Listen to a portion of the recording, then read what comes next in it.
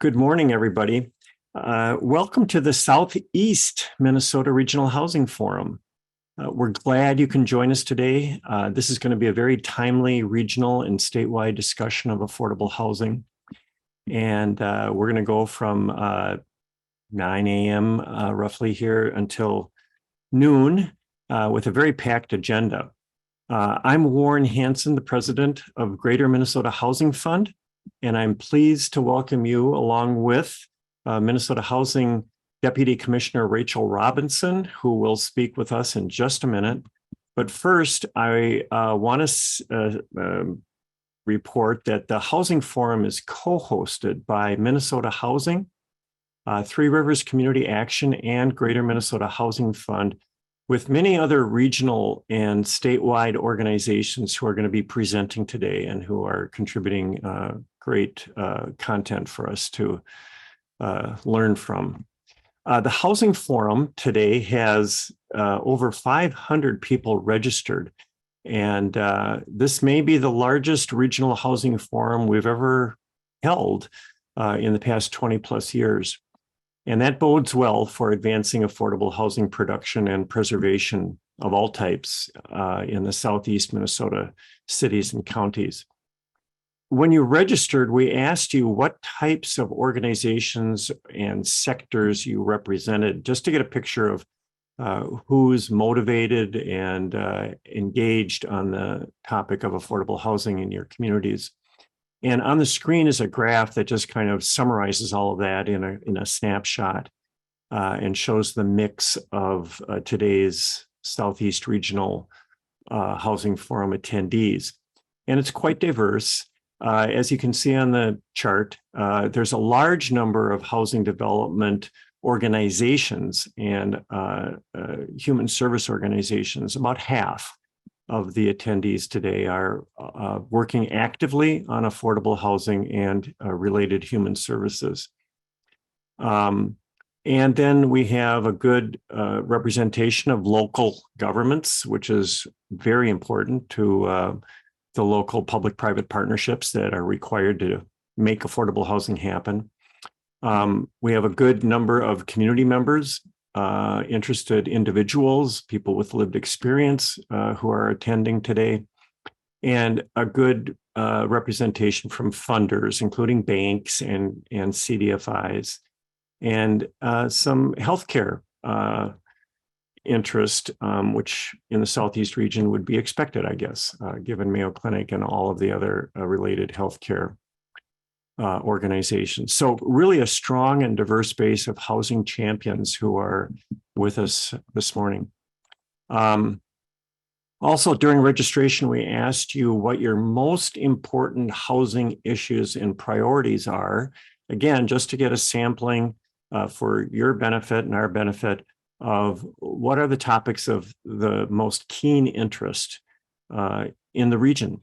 And on the screen, again, is kind of the top 10 list. And this is coming directly from your registrations and what issues you flagged. And in the Southeast region, the number one issue is homeless housing needs and solutions.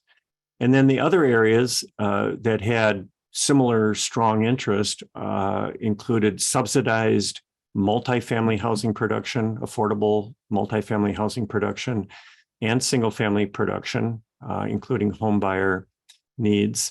And workforce housing comes up to the top in a lot of regions around the state, and culturally specific housing with new immigrant population needs came up. And then you can see on the rest of the list, the other 5 categories of interest that are very common and important.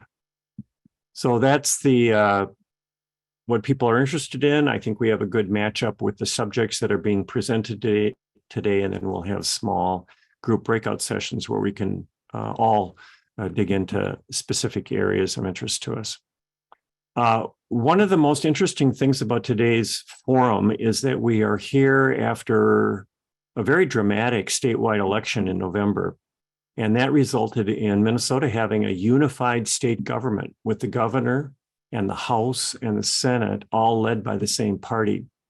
And when we have this kind of rare historic political alignment, it is an opportunity for state government to accomplish a lot of things that are not possible when you have a divided government.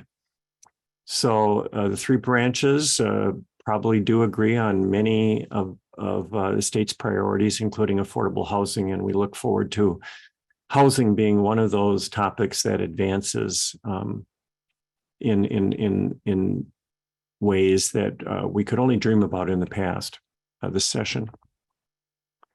And then on top of that, we have a historic state budget. I think the last time there was something in the press about this, it looked like a $17 billion surplus. There's, talk in the halls up at the Capitol that with state revenues increasing as we speak, that could be a $20 billion surplus. So it's a once in a lifetime opportunity with a unified government and a budget surplus to address affordable housing in Minnesota throughout the state. It pisses me off. So we'll hear much more about that from Deputy Commissioner Rachel Robinson. Let me also just mention, if you could put yourself on mute, we'll have a better experience for everybody throughout the meeting, unless you're presenting. So I'm going to give you just a really brief summary of today's agenda. We have 7 experts in the field of affordable housing working on innovative initiatives in the region. And after that panel of 7 experts, we will have a housing policy update from Minnesota Housing and the Minnesota Housing Partnership legislative staff. And we will also have time with funders who will share information on some new funding programs for affordable housing from both Greater Minnesota Housing Fund and Minnesota Housing Partnership. I want to mention that Minnesota Housing, which is by far the state's largest funder, of course, will have an in-depth breakout session on their programs as well. So you can choose in one of the 2 breakout sessions that we'll have later to go to the Minnesota Housing breakout session and learn a lot about the housing programs at the agency this year. And at the end, or toward the end of the morning, we will have 2 small group breakout sessions where you'll be able to talk to funders, program staff, developers, and perhaps most importantly, talk to each other about topics that are of most interest to you. So without further ado, I'd like to welcome Rachel Robinson, and we're thrilled to have our Deputy Commissioner of Minnesota Housing with us today. Rachel Robinson and Commissioner Ho are major champions for affordable housing at the Capitol and have worked with advocates and lawmakers to help maintain Minnesota's really unique bipartisan support for affordable housing at the legislature. So thank you, Deputy Commissioner Robinson, for being here today, and I'll turn it over to you. Well, and I will say thank you to Warren and to all of Greater Minnesota Housing Fund. This is a great morning. I'm so happy to be here. And it's clear from the turnout, and it's clear from scrolling through and seeing so many of my colleagues and former colleagues and friends, as well as community members, that we are part of a really present conversation that needs to happen. Because just this morning's review of the news and over coffee, we've had a lot of groundswell locally to look at the state surplus, to look at local policies and see what is possible and take advantage of opportunities. Well, at the national level, this morning's New York Times is that rent increases are a big driver of inflation and continue to be, a huge pressure on low-income households. So we're all here to have this conversation, in particular, members of the community who are showing up to talk about your priorities. We're so grateful that Greater Minnesota Housing Fund creates a great forum for that. So thank you. So we're here at the beginning of 2023, of course, the start of a new year. But as Warren pointed out, this is also the start of a new 4-year term for the governor and lieutenant governor, Governor Walz, Lieutenant Governor Flanagan. And they have reappointed Commissioner Ho for 4 years, and by extension, me for 4 years. So I am thrilled to be looking forward to have the prospect of the work ahead and to be doing so in a year with this unified government. You know, I do want to point out that unified government is great. It's also everyone's looking at the opportunities. We all have priorities. And the reality is there's going to be a lot of asks and a lot of competing priorities. And so we're just going to stay in dialogue. We've got to communicate. The commissioner and I do not actually decide what happens. We work with the lawmakers to make sure that they get a really excellent package together. So we, of course, see a path for a fantastic outcome for housing funding in 2023. Last year, the governor and lieutenant governor proposed a budget with historic, I mean, beyond historic, multiple times bigger investments in housing. While that did not go through, in a couple of weeks, we'll see what their priorities are for the budget this year. And we expect to see their continued support for housing. We all know we need just more. We need more in the Southeast region. We need more across the state. We need that map to light up with more opportunities for homeowners, for renters, and for people experiencing homelessness. And that's going to take a lot of work in new construction and preservation of housing. That's both rental and home ownership. The supply is really critical. We've got to get supply right. And that means deeply affordable housing. A lot of renters who are cost burdened are very low income, and rent needs to be set at a level that works for households with very, very low incomes, like 30% AMI. And we need to continue to work to address people experiencing homelessness in Minnesota, particularly those who, unfortunately, we're seeing increasing unsheltered as some of the pandemic era support has been winding down. And we know, and it was in the paper in the Star Tribune this morning, we need rental assistance. And we need rental assistance that works for households because there's a backlog and we just simply do not have enough. At Minnesota Housing, we run a program in every one of these areas I just mentioned. And a lot of what we'll be doing at the legislature is trying to leverage the infrastructure we already have, what we already do, to make sure that we have a lot of funding to make these programs even bigger and better. But I would be remiss if I did not mention that I know it's also really hard work. Those of you who are doing this work, it's always been hard. It's not like it got, it was ever easy, but the work of creating housing for renters and homeowners, the work of connecting communities who experience disparities, particularly Black, Indigenous, households of color, those who are very low income, tough work, and takes a lot of funding sources, a lot of energy. And it's gotten harder, extremely difficult. The supply chain challenges, labor challenges impact everything from construction to maintenance workers at a rental property. People experiencing burnout. This is hard work, and we get that. And we know that that's also going to be part of the conversation about 4 years of increased effort and opportunity. So we also are really looking forward to this conversation because we're in strategic planning. It is important. It is the community's voice in our work. And part of today is seeing quite a few of my colleagues who are going to be really listening, including in sessions that are tailored to get some feedback that will help us with Minnesota Housing's next strategic plan. And I'm excited for that as well. So I'm going to be here, I'm going to be listening and really enjoying these breakout sessions. And once again, so grateful for all of you being champions of housing and for being here for a really, really good session and conversation. So I'll hand it back to Warren. Thank you so much. Thank you, Rachel. That was great. And I believe that Minnesota has the best housing finance agency in the country. We have always had great bipartisan support up at the Capitol, great leadership at the agency, and we have a great foundation of accomplishments and partnerships to build on.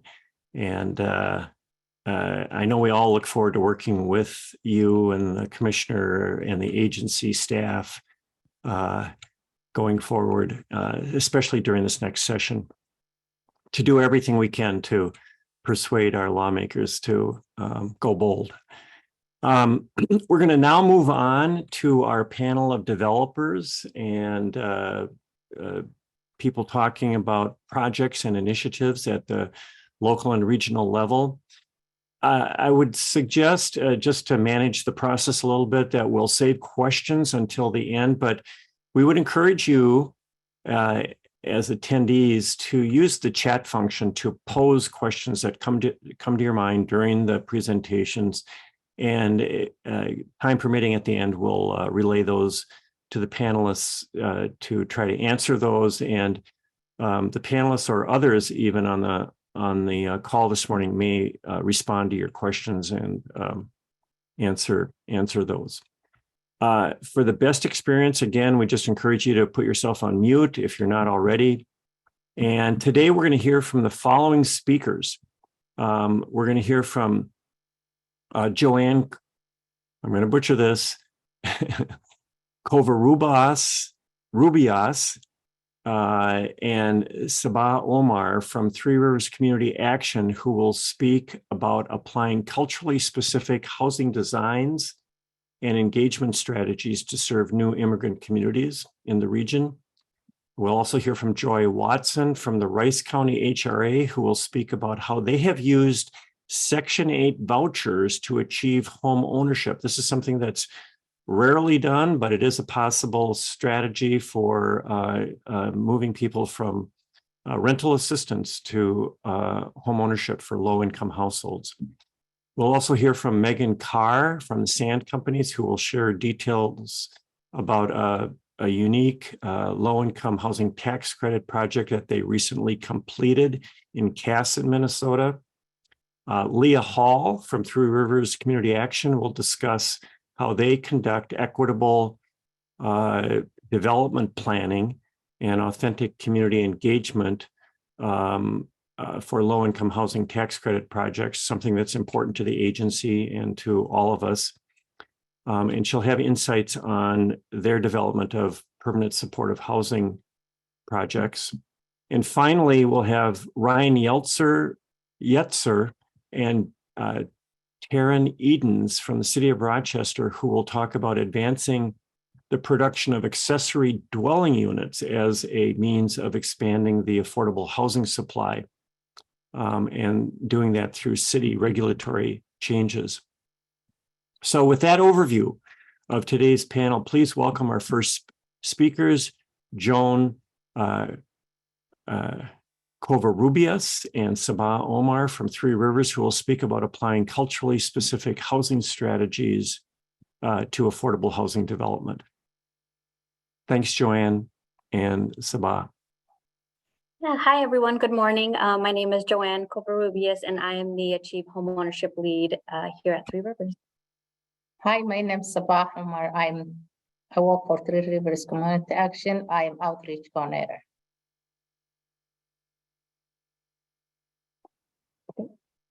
And we're just going to talk a little bit about what we do here at Three Rivers and the Achieve Homeownership Program.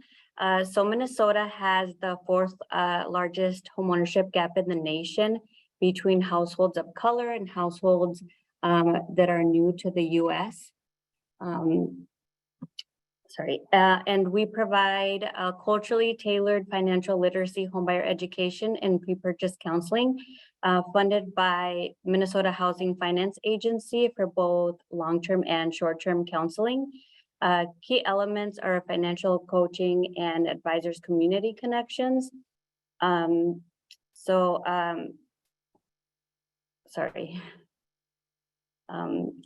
It is important to be able to work with households for 2 or more years, and we serve a large area, including Rochester. Our advisors speak multiple languages, including Spanish, Somali, English, and we do have translators for other languages. Word of mouth and sharing success is very important, and advisors link households with home opportunities that work best for them. Next slide, please. So what households are facing when they come to us are language barriers and building credit and navigating the U.S. banking system. So we provide homebuyer education classes to help with that. Accessing down payment assistance programs, we help with the application process. Income challenges, so most folks with that are new to the US do not have 2 years of income, and that is why we work with clients long-term. We help create budgets that work for the families to help them see where they could save money. And we often see families moving to larger cities where bigger homes are available. Most families don't believe that purchasing a home is possible because of so many barriers, but educating them helps them become a successful buyer. And here is a success story from Sabah. She's just going to tell a little bit about her story and how Three Rivers was a big help to her when she was looking to purchase a home. Hi, I will be discussing my experience of buying my first home after living rent the house for 11 years. At that time, I was paying $1,700 a month, and I meet with Three Rivers advisor who helped me building my credit, and I just 7 months.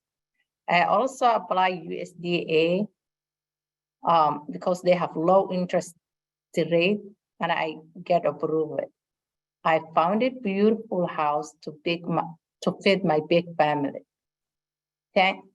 Thankfully, Three Rivers also helping me put down payment for the house. I'm also very happy to have Section 8 voucher in case I lose my job, and Section 8 will able to help me in my mortgage. Now I work for Three Rivers Community Action because I want to help them other big families, and they want to buy house here and they don't know how to do that.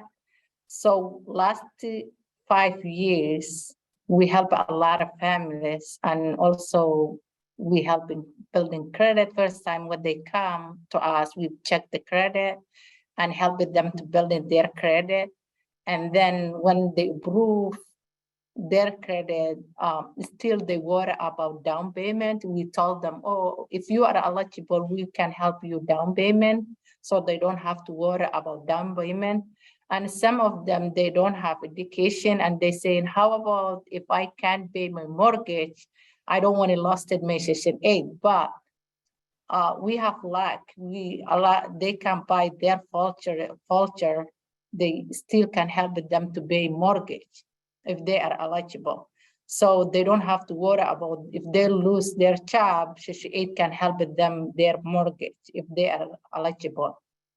So then that is helpful. We work together like USDA, it is low interest because a lot of people, they don't want to pay high interest. So here, Faribault, we have USDA low interest. Three Rivers helping them. We can go to the next slide too. Yeah. Yeah, because you're mentioning this. Thank you. So we have USDA very low interest. And a lot of Muslim people, they don't like the interest, but we explain them they can be locked. And so interest is not going down and up, it is locked. And it's low interest. So they have to take because they can't leave apartment, or it's hard to find a house, especially big families. Also, Habitat, last 5 years, they help a lot of big families, especially they build in 6 rooms, 5 rooms at Faribault. That is really good opportunity. That's why I like to help immigrants. Also, they don't have to worry about the down payment. Three Rivers helping them down payment. Yeah, thank you. Yeah, so like Sabah mentioned, we do partner with local agencies, and this helps in getting as many households into homes as possible. And so we do work with USDA Rural Development, Habitat for Humanity, MHFA Down Payment Assistance, and Rice County Housing and Redevelopment Authority, Section 8. And so Joy from HRA will be talking about this next. Thank Morning, you. everybody. I'm Joy Watson. I'm the Director of Housing for Rice County.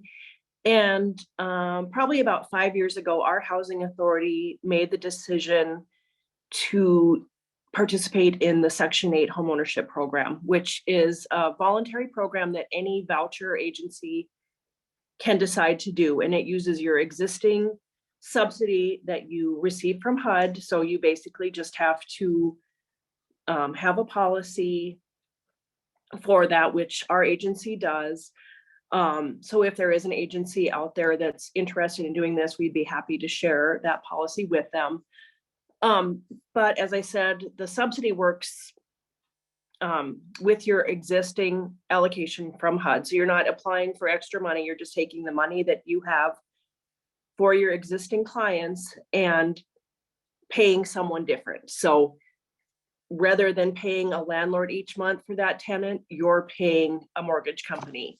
And just like a tenant has to be able to qualify for their own lease, it works the same with homeownership. So they have to be able to apply and qualify for their own mortgage. So the housing authority doesn't hold the mortgage for them. You're not a party to that mortgage.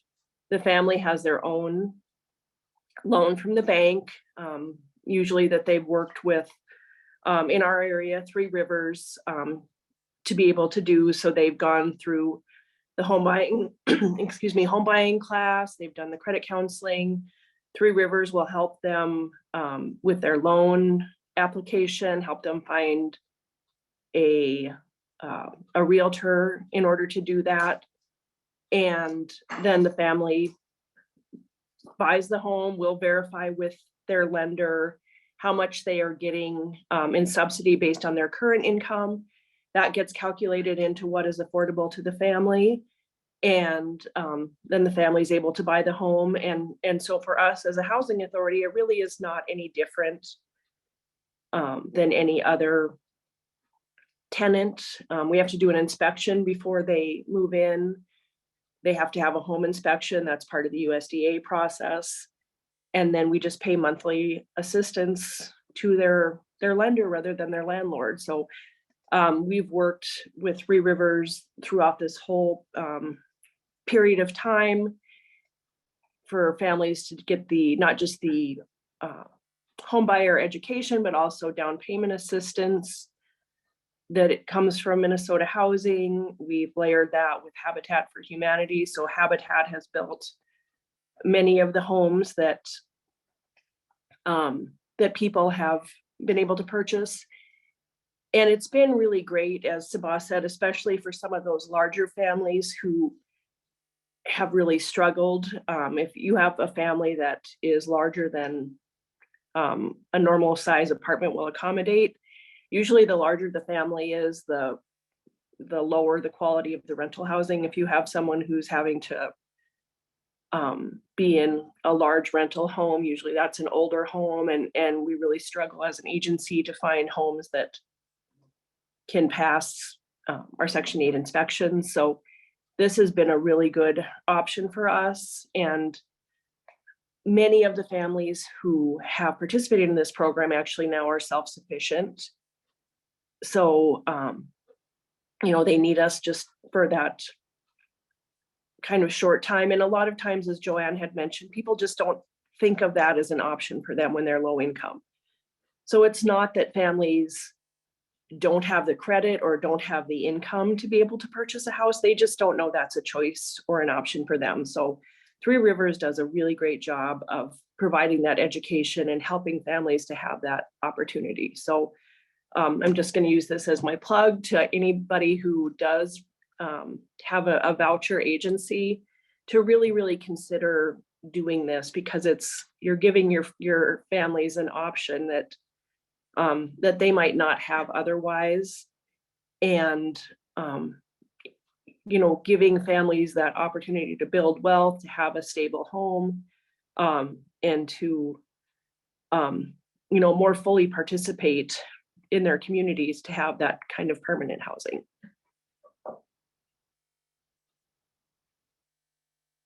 And then next slide, please.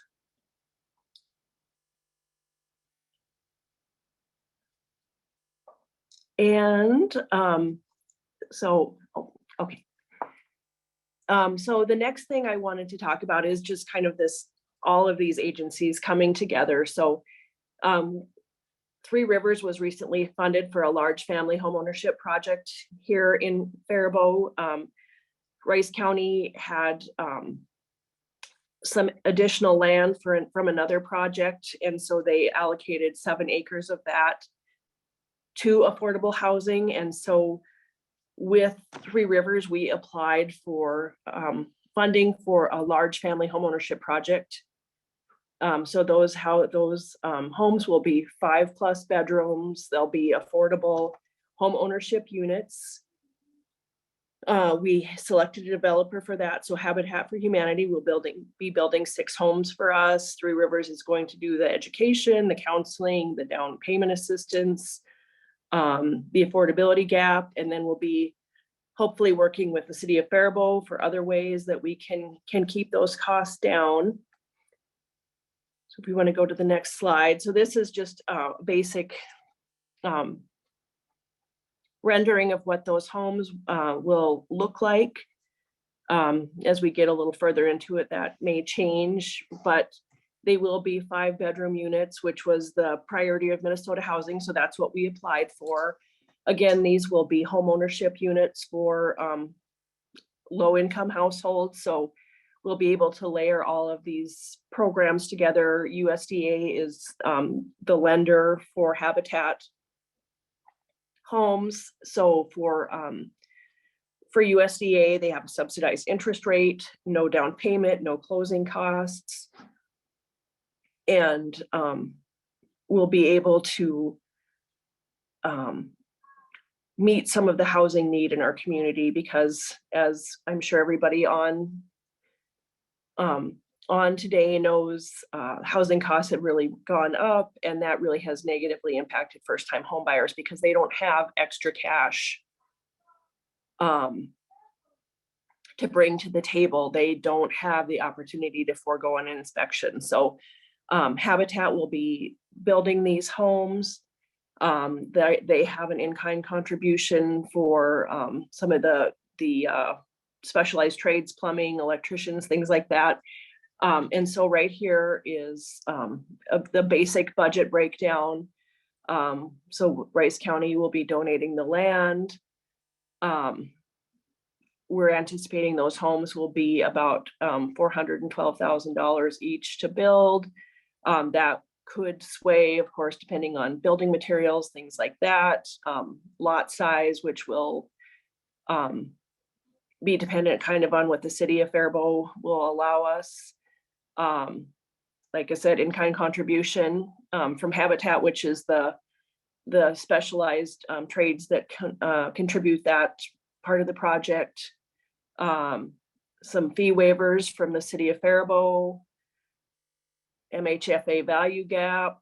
And so we have an anticipated sales price, $348,000. First mortgage that will come from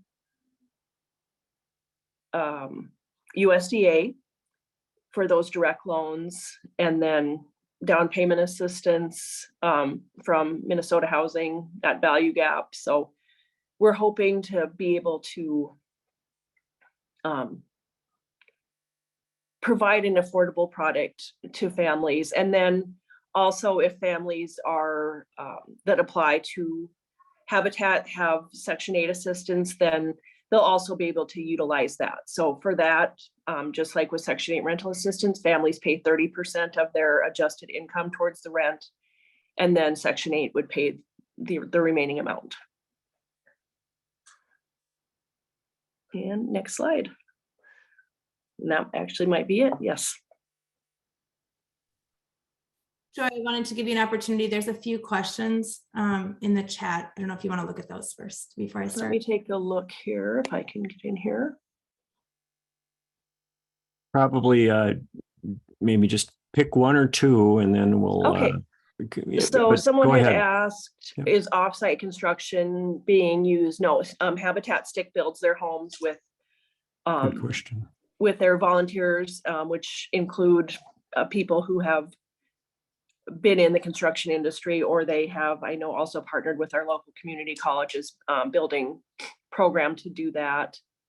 Can Section 8 homeownership be used in conjunction with the land trust? Yes, it can. And then for the homes, we're hoping, and Leah Hall can maybe answer that a little bit more later. But the homes, we're hoping they'll take about a year. We're hoping we can get going on those start going this spring. So really that just depends on some of those supply chain issues. And then the down payment assistance, is that a grant? And maybe Joanne could answer that a little more, but that is I think that depends on how long they're in the home. So that is, I think, partially forgivable the longer they're in the home. So it does have to be paid back, and it gets paid back at the end of the 30-year mortgage loan. Or if you decide to sell before that, then it gets paid back at that time. Okay. Fabulous. I have a question just to clarify, and hopefully we didn't frame the agenda item incorrectly. So could you clarify on the source, the programmatic source for the rental assistance that's being used to create the home ownership opportunity? Is it a Section 8 voucher, or is it Minnesota Housing Rental Assistance or USDA rental assistance? Is it any one of the three? Is there a certain rental assistance program that is best matched up with this goal? So it is home ownership. So that if that would be, if a family with Section 8, any lower income family could purchase one of these homes. Sure. From Habitat, but if the applicant for the home has a Section 8 voucher, then they would use their assistance for that. So it does have to be Section 8. Okay, And then so they just Section 8, can, yeah. yes, yep. So they're an existing Section 8 recipient, and then they would convert their rental assistance voucher to a homeownership voucher. Great, great. Well, hats off to Three Rivers and Rice County HRA and Habitat for Humanity and all the partners that is making this possible.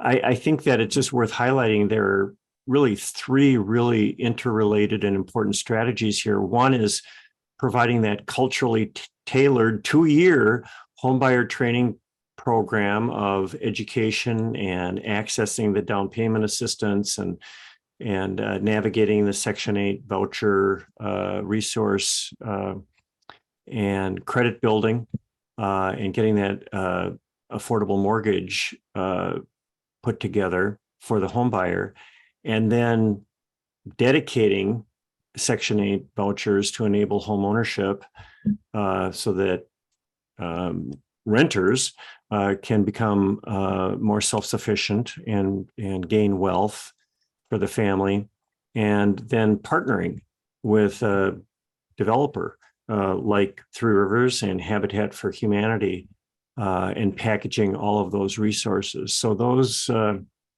three ingredients really require a lot of coordination, I'm sure. And I did want to mention one more thing. So with the Section 8 home ownership option, agencies can, as I said, voluntarily do that.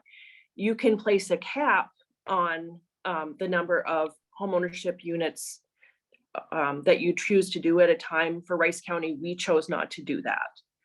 If a family has the credit and the income to be able to buy a house, we don't want to be the thing that stands in their way from doing that. And so we did not cap that. And as I said, it's existing household, it's existing money. So you're not taking away from other Section 8 households, because this is families that you already have within your program.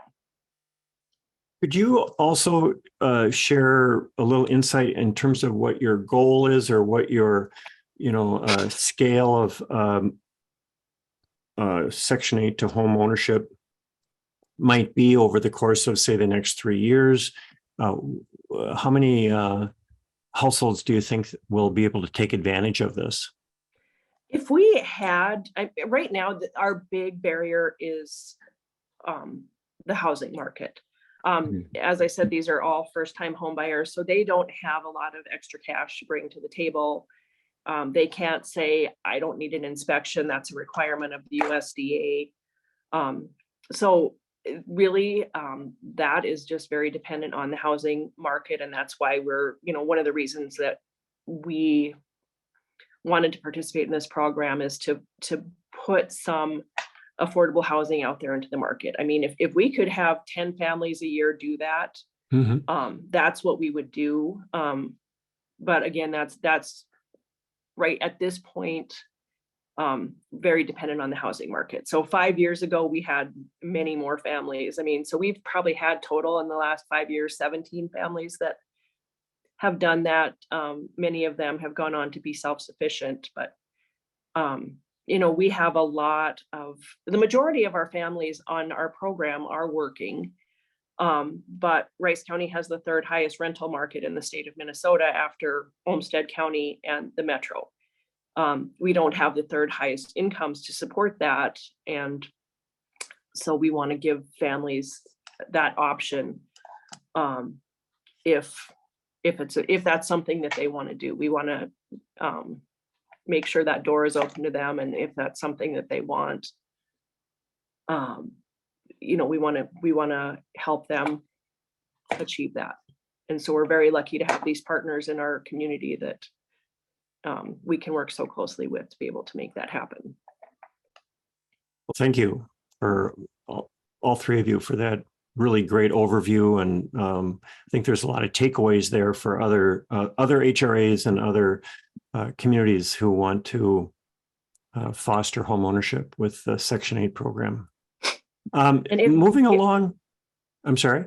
Oh, and I was just going to say again, if there's any agency out there that is interested in that program, I would be more than happy to talk with them about that, share our policies, anything to help facilitate that in other areas.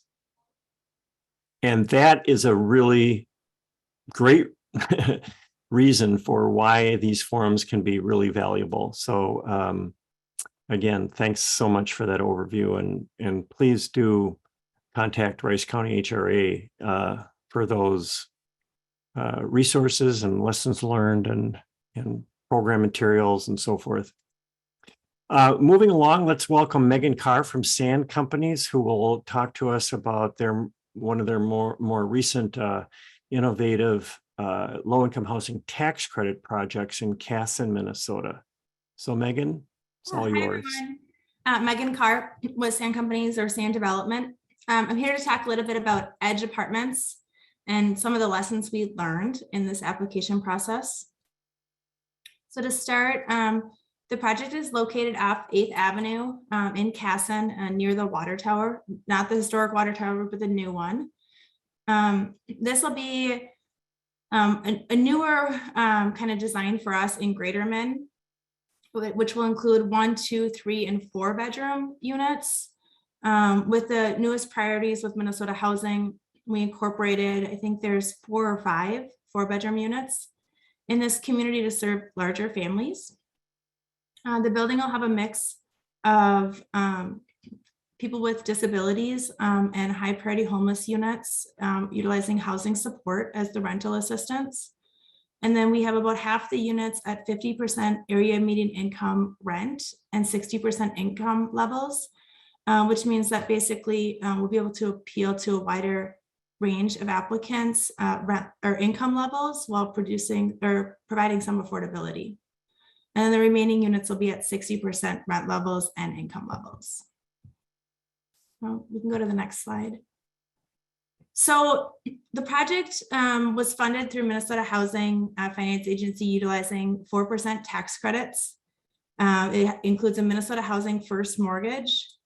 And then with the 4% tax credits, obviously that in a 48 unit building that left some significant gaps. And so to fill those, we were able to leverage the City of Casson tax increment financing, and then EDHC, which is Economic Development and Housing Challenge Funds, which and National Housing Trust Fund, and State Home. All three of those were allocated to us through the competitive applications that were due in June of this past year, or July, excuse me, July of this past year. And when we submitted this application, and what we typically do, especially in Greater Min, is to look at all the options. So we submitted this as a dual application, which means we basically sent a 9% workbook and a 4% workbook into Minnesota Housing, and they make the selection or determination for us based on the funding they have available. And so this was selected with the 4% and then significant soft costs or soft funding to fill that gap. And then we have syndication proceeds related to the 4% tax credits. Next slide. So in Greater Min in particular, it is really about leveraging the relationships and understanding, who to work with. We work in Greater Min and in the Twin Cities metro area. I would say if you're looking at projects, obviously you're starting with the city and your local partners down there, but it can be difficult if you've never been in this region of the area to figure out who to contact. And so what we started with is, I think the city of Casson may have come to mind. We either got a realtor to contact us or somebody locally to say, hey, we need housing down here. And so we started looking at the site about almost 3 years ago now. And or maybe it was 2 years ago, excuse me. We started walking through, what would the possibilities be? Casson and Dodge County are very high income areas. And so being not familiar with the area as much, we really had to dive in, like, are these rents truly achievable? And are these incomes, will it be affordable to individuals in the area? And so meeting with the city of Casson and talking through what possibilities we could utilize to leverage scoring points on the application. And when we originally submitted this application 2 years ago, and it was not selected for funding. And so lessons learned, we came back, we talked to Minnesota Housing, talked to our local partners down there, talked to the city to kind of put together a package that we thought gave us the best opportunity to be funded in this last round. And so this summary kind of outlines of how, the final result of what we ended up landing at. And so the current application utilizes TIF financing, tax increment financing, and a land write down. So the city acquired the site, it's a larger site, and a portion of that site will be utilized for our project. We connected with Min Prairie Alliance, which is a cohort of the 3 counties in the area serving individuals, the human services area within those 3 counties. And so we will be working with them and partnering with them to serve people with disabilities, or the PWD units that we have at the community. And then Min Prairie helped us connect with South Central Human Relations Center to help serve long-term homeless individuals in the area. And then through all of those partnerships, we really had to work to figure out how do we cover the rental assistance. And so oftentimes in Greater Min, housing support is used but it's not necessarily used in a community-based setting, and it doesn't overlap with low-income housing tax credits. So spending time to work directly with Minnesota Housing and their supportive housing team on how it would exactly work, what information those local communities need to make decisions to allocate the housing support. In the upcoming round, there's going to be, or I believe there will be changes to how this is done in the application. But in previous years, you had to have a commitment and a pretty strong commitment from the counties to provide the rental assistance. And housing support, it could potentially be a large or a concern to the local communities when it's overlaid in this way if they're not familiar with it. So, in that second application round, we really took the time to say, okay, this is exactly how it's going to lay out. This is what we need to score high enough.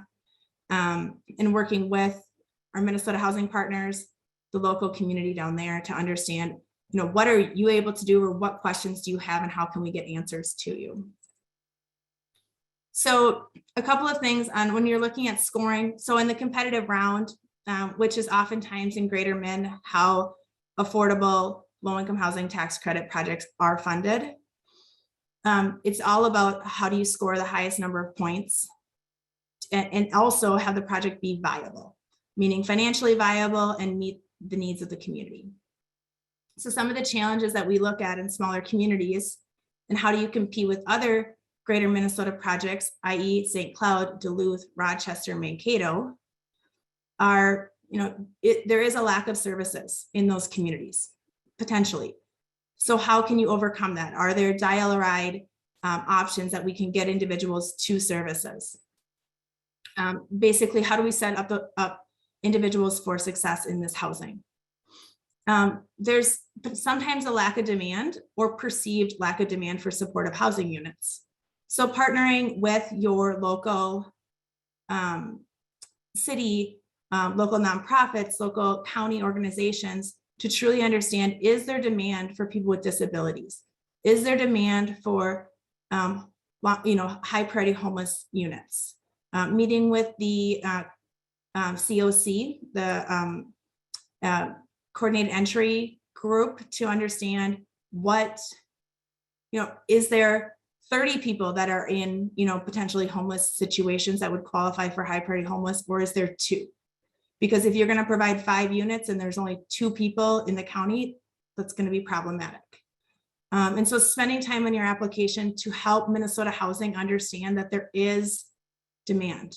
And if there isn't, then it might not be a good, even though you might score points in that area, you might not be setting your project up for success in the event that you decide to go with 5 units, but you don't have the demand in the area. And then how do you increase local participation to leverage your points? So one of the things that we looked at is looking at the scoring to say, okay, if we were to get, this much TIF, but land right down, those score in 2 different categories. And so understanding how do you leverage those points to try to just even 1 or 2 more points can make the difference between being selected and not selected. And then housing support, I kind of talked about this a little bit. Oftentimes the smaller communities are more flexible with their timelines as far as getting your application in, or maybe not even requiring an application, where it's more of an informal process, meeting with them.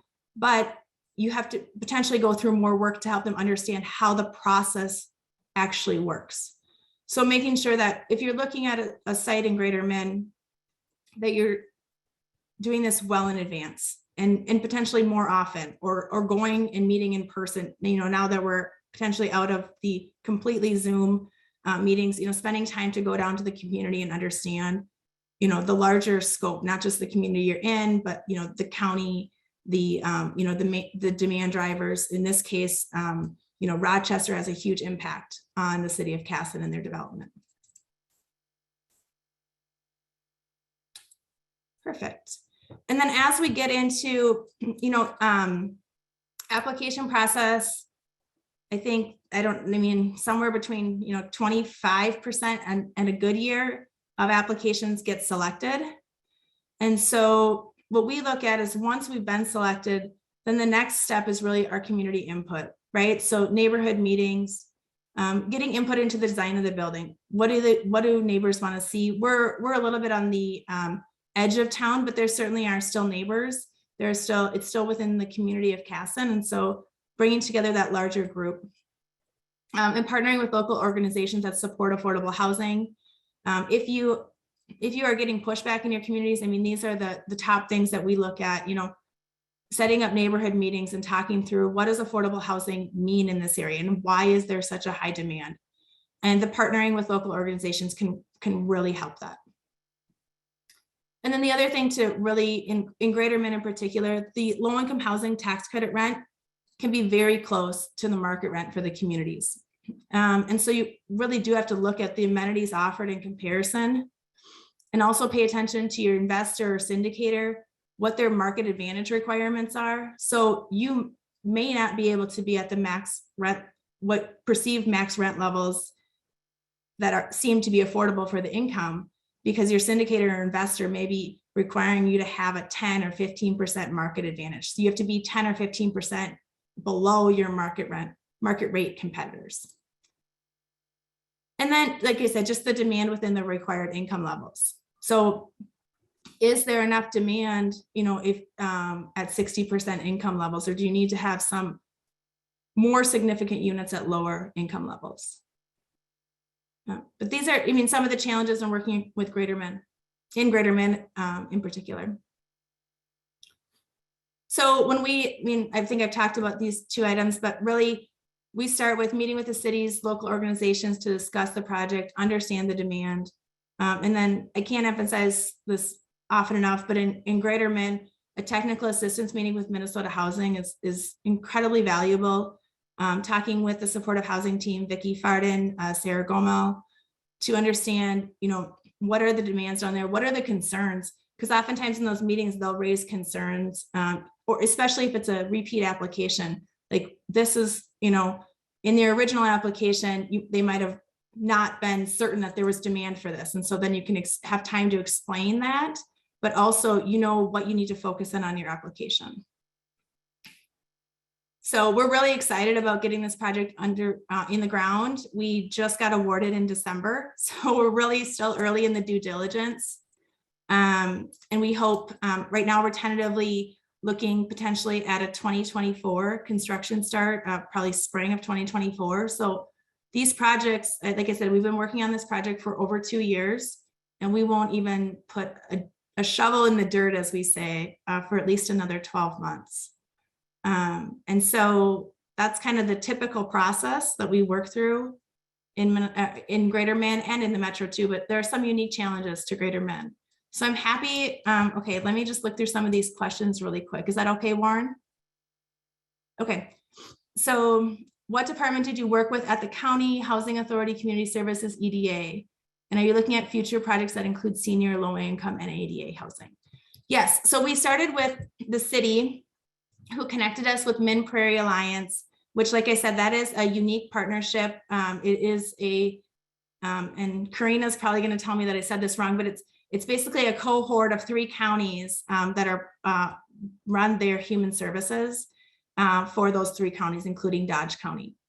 And so we started with them and then worked through the various processes that everyone recommended to talk to. So we spent time talking to lots of different organizations at the county, at the city, and at in community services too. Currently, senior housing continues to be a bit of a challenge with regards to scoring in the competitive round. There was some funding set aside 2 years ago, specifically for senior housing through housing infrastructure bonds. And so there will be some affordable specific senior housing that's developed in the coming years. And so we will continue to evaluate the scoring and determine. There will be some, the housing that we're building is not restricted to age, so seniors are welcome to live in the community. And we have set aside, there are some accessibility features that will be incorporated into the units. In addition, we've also set aside 3 units in this community that are at 30% income and 30% rent levels that have more accessibility above and beyond to potentially serve some seniors. We partnered with a local senior organization to understand some of the unique features, and we adapted the unit to do that. Now, it won't be restricted to seniors, but they're designed to meet some additional senior needs. Okay. Sorry, I'm just reading through. Maybe Yes. one more question and then Perfect. we might move on. Perfect. So timeline as to when we'll start accepting applications. So we would plan to start construction in spring of 2024. And then at that point, we will put up an interest list on a website. And from there, we would start accepting applications about 90 days prior to opening, which best case scenario, I would say would be January of 2025. And then, yeah, and anyone on the interest list, once we start construction, that interest list will be open. Anyone on the interest list is welcome to get on the interest list. And then once we'll send out an email saying, we're accepting applications starting this date. And then we work through that process on a first come, first served basis. Great. Well, thanks, Megan. And feel free to, respond to those chat questions further if you feel like it. What a vast amount of knowledge and expertise you packed into 12 or 15 minutes. And I think you've provided us all with really interesting insights into how to create a fundable low-income housing tax credit project, how to select a greater Minnesota community with, clear housing needs, reminding us how essential it is to work in close partnership with city and county leaders on a shared vision, probably employers in some cases, if not here, collaborating with local civic organizations and nonprofits. And I picked up you didn't use the word NIMBY, but I did pick up a thread there about being proactive in addressing potential NIMBY concerns or having, community residents supportive of the project. And it's always useful just to underscore that the timetable for a great project like this is probably a two-year process. So thanks, Megan. We're just a couple of minutes behind schedule, but we are going to go ahead and take a 5-minute break. Well, greetings, everybody. It's been a little bit over 5 minutes, so we'll get going again. And we're just a tad behind schedule, but I think we'll be able to catch up here in the next hour or so. The next speaker is Leah Hall, the Executive Director of Three Rivers Community Action. And Leah, you'll have to correct me if I got your title wrong there. That's all right. And because I know there's a Jenny Larson who has the same title, right? Correct. Anyway, thank you for joining and helping us plan this forum today. And Leah will talk about authentic community engagement and some insights from Three Rivers on permanent supportive housing. Great. Thank you, Warren. Hi, everyone. I was actually flipping through the names and I see a lot of friends and colleagues and community members are on the call. So thanks so much for joining. I'm really glad we're all here together. So just really quickly, you met two of my colleagues, Sabah and Joanne, earlier, but Three Rivers, we are a community action organization. We were actually formed by a group of concerned citizens back in 1964, really with the overall mission to end poverty and to bring tools and opportunities to people and communities to ensure that folks thrive, both households as well as communities. And we've been women-led since 2017. Next slide. So just a summary of our housing development work to date. So as a community action agency, we do a lot of different things. But one thing that Three Rivers does as a community action agency that is unique is that we develop affordable housing. So I just wanted to share a snapshot here of where we've been and what we've done. I'm super proud to say we've broke 1,000 units funded to date this year. We just had a project funded for Austin I'll talk about here in a little bit. But wanted you to see the breakdown. We currently own 574 rental units, some more will be coming online as we finish some of the pending projects, but we serve a wide range of people, families, elders, persons with disabilities, persons of color, households new to the United States, and so on. And really all of these projects that we do here in Southeast and South Central Minnesota really are possible because of partnerships. So I just did a quick rundown there so you could see that we don't do this work alone. Of course, we do this all because we want to meet the local housing needs that each community brings forward. So you heard this from Megan from SAN, so I won't get too deep into this, but just to kind of tee it up, Megan had talked about SAN's project that was funded through low-income housing tax credits through Minnesota Housing. Super brief as a reminder, this is a primary tool to create affordable housing right here in Minnesota, across the US. And these funds are allocated twice a year, but really the super round is in July, I say. Very competitive, as you heard. We say 1 in 4 proposals across the state are funded, could be less than that in very competitive funding rounds. And Minnesota Housing has a wide range of priorities that they bring forward to select projects. But today I'm really going to focus on one priority that Minnesota Housing has, which is equitable development. And that really works great for us because this is something that we've done as a community action agency for a long time. But now, because of this priority, it's really kind of pushed us to institutionalize this, really write down what we're doing and attempt to replicate. So thanks to Minnesota Housing for that. So what this means is that we want to make sure that communities have a meaningful participation in project planning and implementation of the project, that community members, advocates, people with lived experience, et cetera, are at the table actually impacting what these projects look like. So 2 questions I posed to kind of help guide this conversation is, one, how can our housing projects really incorporate these voices of the households that are most impacted, that we serve, that are most impacted by housing disparities, lack of affordable housing, and so on? And how can we best engage project planning with the community? And a couple definitions I just want to graze over here so you know what I'm talking about. I'll use the words people with lived experience, and what I mean by that are households that have experienced the trauma of homelessness. They could be folks who are struggling with a disability challenge, perhaps persons that have experienced deep poverty, and other people in the community that really are going to directly benefit from the supports and the housing that we provide.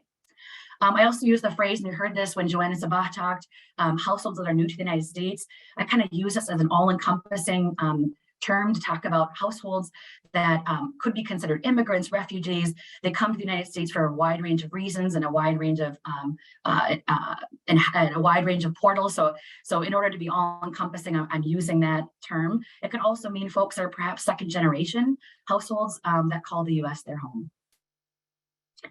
So the first project I'd like to highlight, just giving you a screenshot here so you can see what it is. Underwood Terrace is a 32-unit apartment complex that we actually were able to develop right on city-owned land, thanks to the city of Lake City.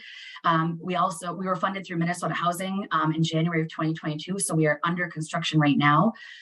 This project is a combination of workforce, family housing, but it also has a supportive housing element. So you can see the breakdown here of the bedrooms.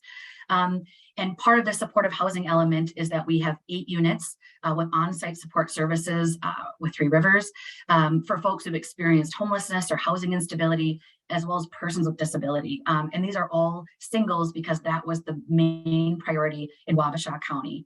And right now we're currently on track to lease up by September. And just a quick image, just so you have this in your mind, this is what it actually looks like, will look like when we're done with the construction. So how did we do this? So in order to include the voices or the ideas of people we aim to serve, for this project specifically, we're looking for persons with lived experience. This includes community members that are experiencing poverty now or have, and households that really are shut out right now of the housing market in Lake City, mostly because they have extremely low rent or vacancy availability, and it's really difficult for folks to purchase in Lake City. So how can we help create housing opportunities that meet their needs? When we started this off, we started this early on. We wanted to engage in discussions. We did this both in person, virtual, phone. It just really depended on what made the most sense. You can see the list here of all of the partners that we engaged. Advocates, service providers, including our own selves as a homeless and rehousing provider. We have community members, folks with lived experience, as I've mentioned, coalitions like the Continuum of Care and so on, county staff members, city staff, elected officials, and of course, those citizens who are also contacting city staff to talk about what the local housing needs are. But what was really important about this, I'll talk about this a little bit more in the next slide, is balancing out voices. So we often find that it's tricky sometimes to balance the loudest voices versus perhaps the communities that are most impacted. Advocates have excellent feedback, and so do persons who have these experiences themselves. And next slide. So as I mentioned, we began this very early on. So when I say very early on, this is about the time when we realized, yes, the city is supporting this project. They would want to commit land, and we are full steam ahead. So right at that moment, we began presenting to the Wabasha Resource Connection Network. That was sort of our first in with local advocates to start really building on our existing service provider partnership, trying to figure out who can we tap to bring what services to this project. We knew we were going to build community spaces, offices, outdoor spaces. What should those look like? What can we do to help cater to our local community partners that are already doing work with these households that we're going to work with directly here in Underwood Terrace? City staff, of course, county staff. We had public meetings with extensive question and answer opportunities. And what we try to do during that is sometimes, as we mentioned, there may be some NIMBY type questions that come up. Folks are maybe concerned about the project. And instead of dealing so much on the defense, what we try to do is take some of those questions that we're able to answer, concerns about maybe security or employment or income, and really try to turn that on its head to say, how can we bring these services and how can we best create these opportunities for the tenants we're going to serve? And of course, all the while we're working with our partners is, are we hearing from the people we plan to serve? And if we're not, what do we have to do to make that happen? So 2 things here at the bottom. We actually attempted a focus group at first to try to bring in folks with lived experience, perhaps in a group to talk about this, and no one participated. So we kind of went back to the drawing board really quickly and said, well, let's start with one-to-one conversations because, it's difficult oftentimes for folks who maybe have experienced trauma or dealing with some other things that it may not be comfortable to be speaking in a group. So we moved to one-on-one discussions and literally went through the list of people that we are currently working with that are wanting housing. And then also we've touched base with advocates that have clients that really wanted to participate in project planning. So we engaged them one-to-one. So we heard a lot of stuff. I have 2 slides here. I'm not going to read all of this, but I just wanted to give you some of the highlights. And one thing I think that is really important, and I kind of was starting there when I talked about the advocates and talking with people of experience, is that by talking one-to-one with people, not only hearing from advocates, it seemed like everyone we spoke to, there was something new that we learned. There was some twist or tweak to some idea we had that was made better. And so I would say at every turn, every minute that we invested speaking with people made our project better. So here's some things: healthcare navigation, services on site using our community room. We talked about food access. There could be a mobile food delivery option with one of our local partners. Education opportunities. We had a lot of folks who want to live at this apartment complex also talk about access to the arts, entertainment. Sometimes we default to education and service provision, but there's a whole bunch of other things that can happen in the community that help with folks' wellness and engagement in the community. Security was a big concern, but most importantly, this was a big concern for the people we're aiming to serve. So you often hear from folks maybe out in the community that don't understand these projects that talk about security the other way, right? Security about, are you going to have police calls and who's going to live there, and some really unfounded fears and misunderstanding of what these projects were. But in this case, the most questions we had about security and how we're going to handle that were the people who want to live there. And I'll skip over the laundry facility, but that's also important. So big thing, a lot of conversation about green space. We came up with some really cool ideas. I didn't bullet point them all here, but neat ideas for green space. Folks talked a lot about room to enjoy the outdoors, spaces for kids to play. We're thankful that the site that the city donated to this project has enough space for a playground and places for people to bring out their service animals and so on, garden spaces. Folks wanted to make sure that our community room was adequate for activities, not only just fun activities with family, but also wide range of service activities that we came up with our service provider partners. And then people also said, hey, let's decorate this community room. This is home, make it feel like home. And so they gave us a bunch of ideas for that. I won't belabor this part, but just making sure that we're engaged in the community, bringing out options and opportunities for people to go to local events and so on, and other things that, it might be common sense to property management folks, but really ensuring that walkways are clear and maintained. Folks talked a lot about having mobility issues and making sure that we are very mindful of that. The second project I want to talk about is Austin, the first and third apartments. This was just funded through Minnesota Housing. This is a 40-unit new construction apartment complex, all affordable, very similar to our Lake City project in that we are serving folks who've experienced the trauma of homelessness and also persons with disability, and specifically targeting individual persons and one family that have mental health challenges. Also large families and families that are new to the United States right in the Austin community. And we have a wide range of local funding commitments that really made this possible. So I wanted to touch on that Austin really rolled out the red carpet for this one. So we are very, very pleased. They really made this project possible. So thanks so much to them.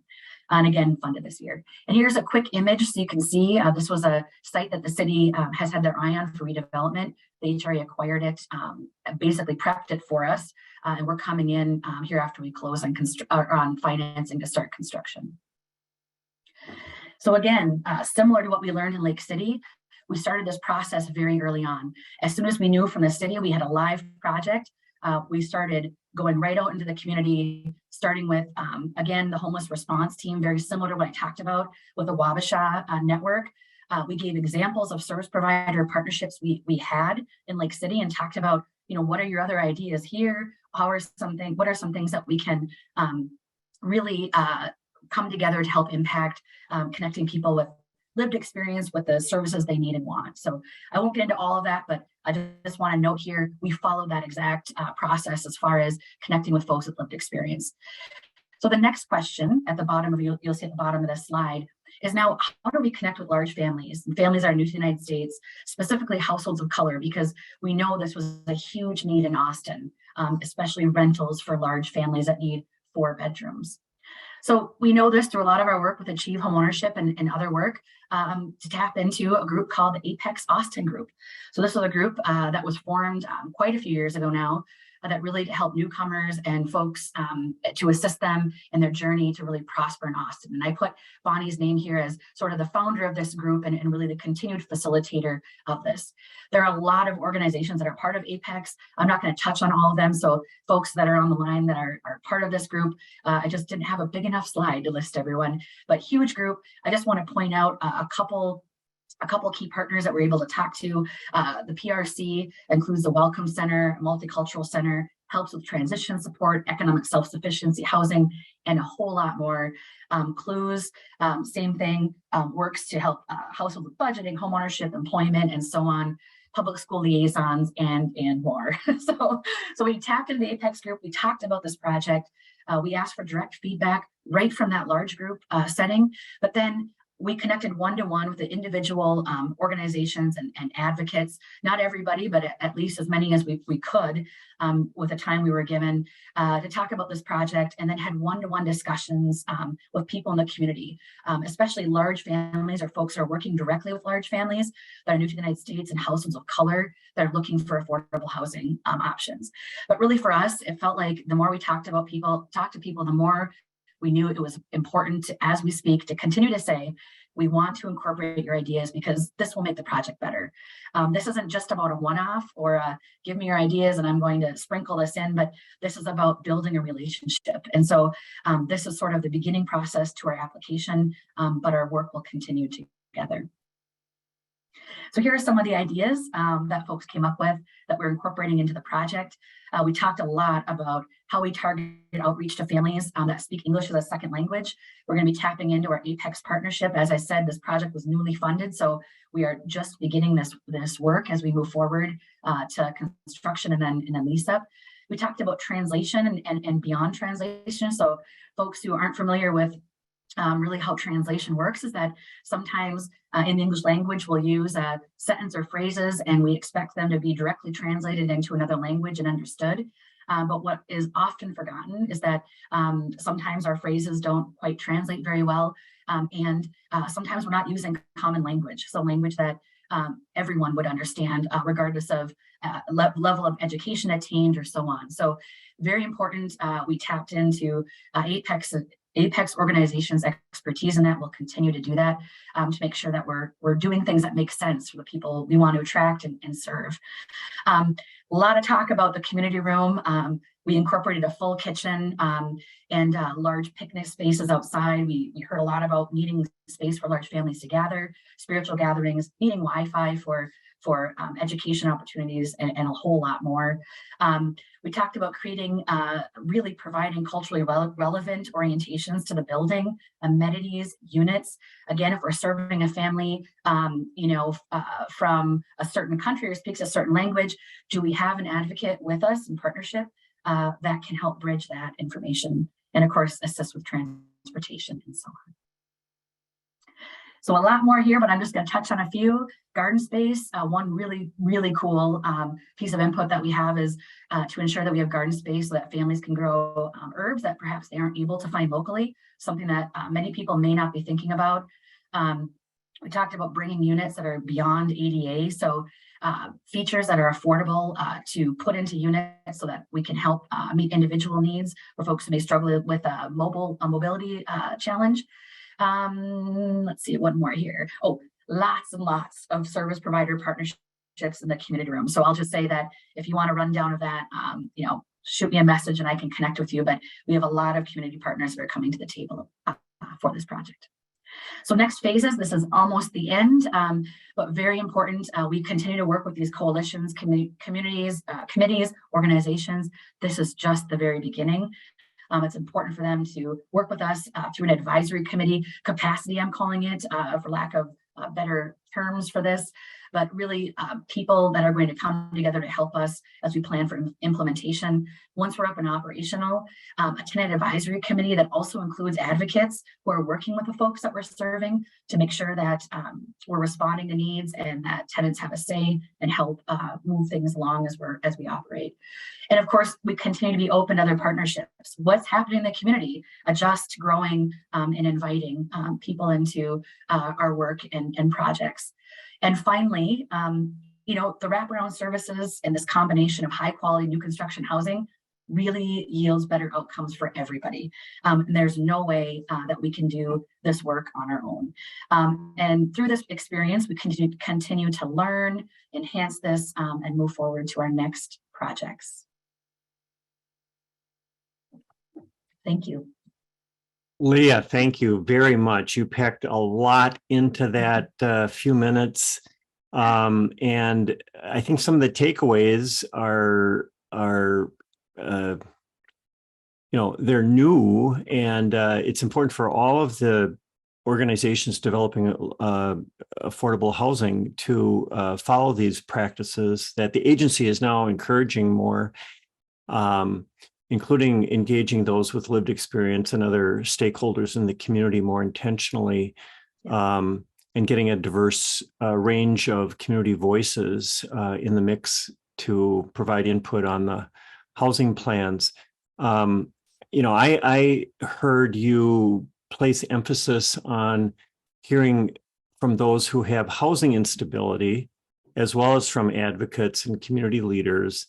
And that a big learning was that one-on-one discussions was where you got the richest input from some of the non-traditional voices around affordable housing.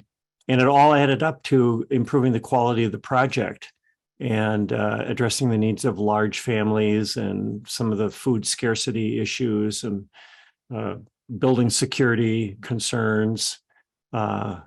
I took note of your emphasis on hearing that green space and gardening space was quite important to a lot of people, including the potential residents. So great overview and a lot of food for thought, I think, for all of us.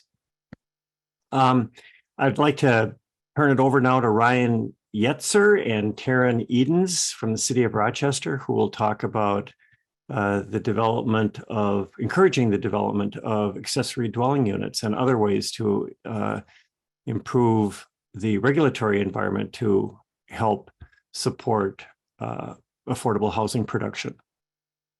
Ryan? Thank you.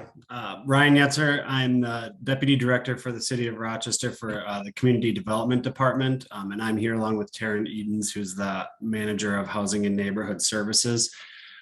We would like to talk about a couple things. We're certainly going to cover ADUs, but we want to give some thought to some other regulatory items that the city of Rochester specifically has taken on to sort of increase the overall production of housing, we hope. These are things that have just recently been implemented. And I think I realize that not everybody on this call works for a regulatory body, but this hopefully gives folks either an idea of things to implement in the communities they work for or advocate for in the communities that they work with. And so these certainly aren't all the options, but these are some things that the city of Rochester has taken on. And so just to provide some brief background on where Rochester's at, I'm going to fly through these first few slides, but the city of Rochester updated its comprehensive plan in 2018. That's what this slide is talking about. Shout out to some of those folks who are on this call that did some of the heavy lifting of this work. Our partners at the county, or that now work for the county, certainly deserve a lot of credit on that. If you can go to the next slide. So out of the comprehensive planning process, the city established 7 foundational principles, the first of which, number 1, was expand housing diversity. And so the reason why I show this is just to sort of set the stage of there's some background work that was done that has got us to the point we're at today, and sort of move slow to hopefully move fast. And so setting these foundational principles was a huge piece for adopting the comprehensive plan, which has led to the regulatory changes that we've made, which I'll get into here as we go. Next slide. So like I said, the comprehensive plan was adopted in 2018. And since that time, the city has been working on taking the ideas of the comprehensive plan and implementing them into our zoning ordinance, which we call the Unified Development Code. This was adopted, approved, I should say, in late 2021 or 2022, and is officially the regulatory ordinance as of January 1st, 2023. So we are 12 days into the document on the right. And this document, we hope, brings to fruition the initiatives and strategic goals that were laid out in the city's comprehensive plan back in 2018. So if you go to the next slide, I like this slide. It shows how long of a process this has really been, and how this journey has led to where we're at. So way back in 2014, the city of Rochester kicked off its comprehensive planning process. That took about 4 years. The plan got adopted in 2018. The city then did what I would call a Band-Aid to our zoning ordinance to sort of immediately address some areas where we thought could have an improvement on housing overall in the TOD and R2X. And then following the adoption of those zoning districts, we kicked off rewriting our entire zoning ordinance. And it's through that process that we have now allowed ADUs in all residential zoning districts, which I know is the key piece that this group wants to hear about. And we will certainly get into that. But I wanted to mention some other initiatives that we hope help housing creation in general. So next slide. Before I get into that, I realize there are far more housing experts on here than I am. So I'm probably not going to tell you anything you didn't already know on this slide. But this is a slide I like to use. About a year ago, I was at the National Planning Conference, and this was kind of the tone at the planning conference. So a couple things to touch on. Upzoning alone cannot solve the affordability problems. These are all quotes taken right out of presentations at the National Planning Conference. Increasing housing supplies in areas where infrastructure and services already exist is much less expensive. That's something Rochester is very focused on. The way to produce affordable housing is by allowing ADUs and missing middle housing. These are things that I'll get into of how Rochester is hoping to do that. And then the last one, microeconomics doesn't care if you believe it. This was one that really got a lot of people's attention at the conference, and what the gentleman's speaking, the point he was making was, you know, if we keep producing housing and it's not having an impact on the cost of housing, it's not because microeconomics isn't real, it's because we're still not producing enough housing. And so the question is, from a regulatory side, what can we do to sort of cut some of that red tape and allow for a more rapid creation of housing and hopefully have an impact on the overall cost.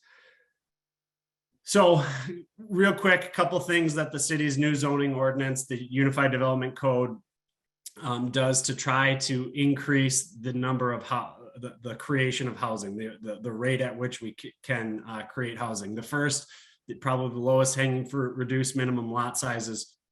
The city's in our I'll call it our main zoning district, in our R1 zoning district. Previously, the minimum lot size was 6,000 square feet. We've reduced that in our R2 zoning district to 3,000 square feet. That can have a significant impact not only on redevelopment or infill development in the city limits, but also as new development comes into the city, new subdivisions. We hope to see that utilized and ultimately create more housing at a more affordable rate. Remove artificial density limits. The city of Rochester previously had a cap. Many cities do have a cap of how many units per acre you're allowed to have. We've removed that requirement. So we sort of set the box, we set the height, we set in some cases, the length of the building, how many parking spaces are required, what's the floor area ratio, and then within that, however many units the developer can come up with to fit into that box, we will not stand in the way of the creation of those units. So sort of let the market dictate unit size rather than what we call an artificial density limit. The next, diverse housing citywide. The city of Rochester previously had specific commercial zoning districts. One of the trends in planning around the country is that mixed use, obviously working towards more mixed use areas. And so with the new Unified Development Code, the city has transitioned all of our commercial districts over to mixed use districts. And what that does is overnight, we've increased our multifamily housing zoning by somewhere between 12 to 15%, which is rather significant. The next one, affordable housing incentives at a teammate level. The city of Rochester has always had an incentive development process to hopefully encourage affordable housing.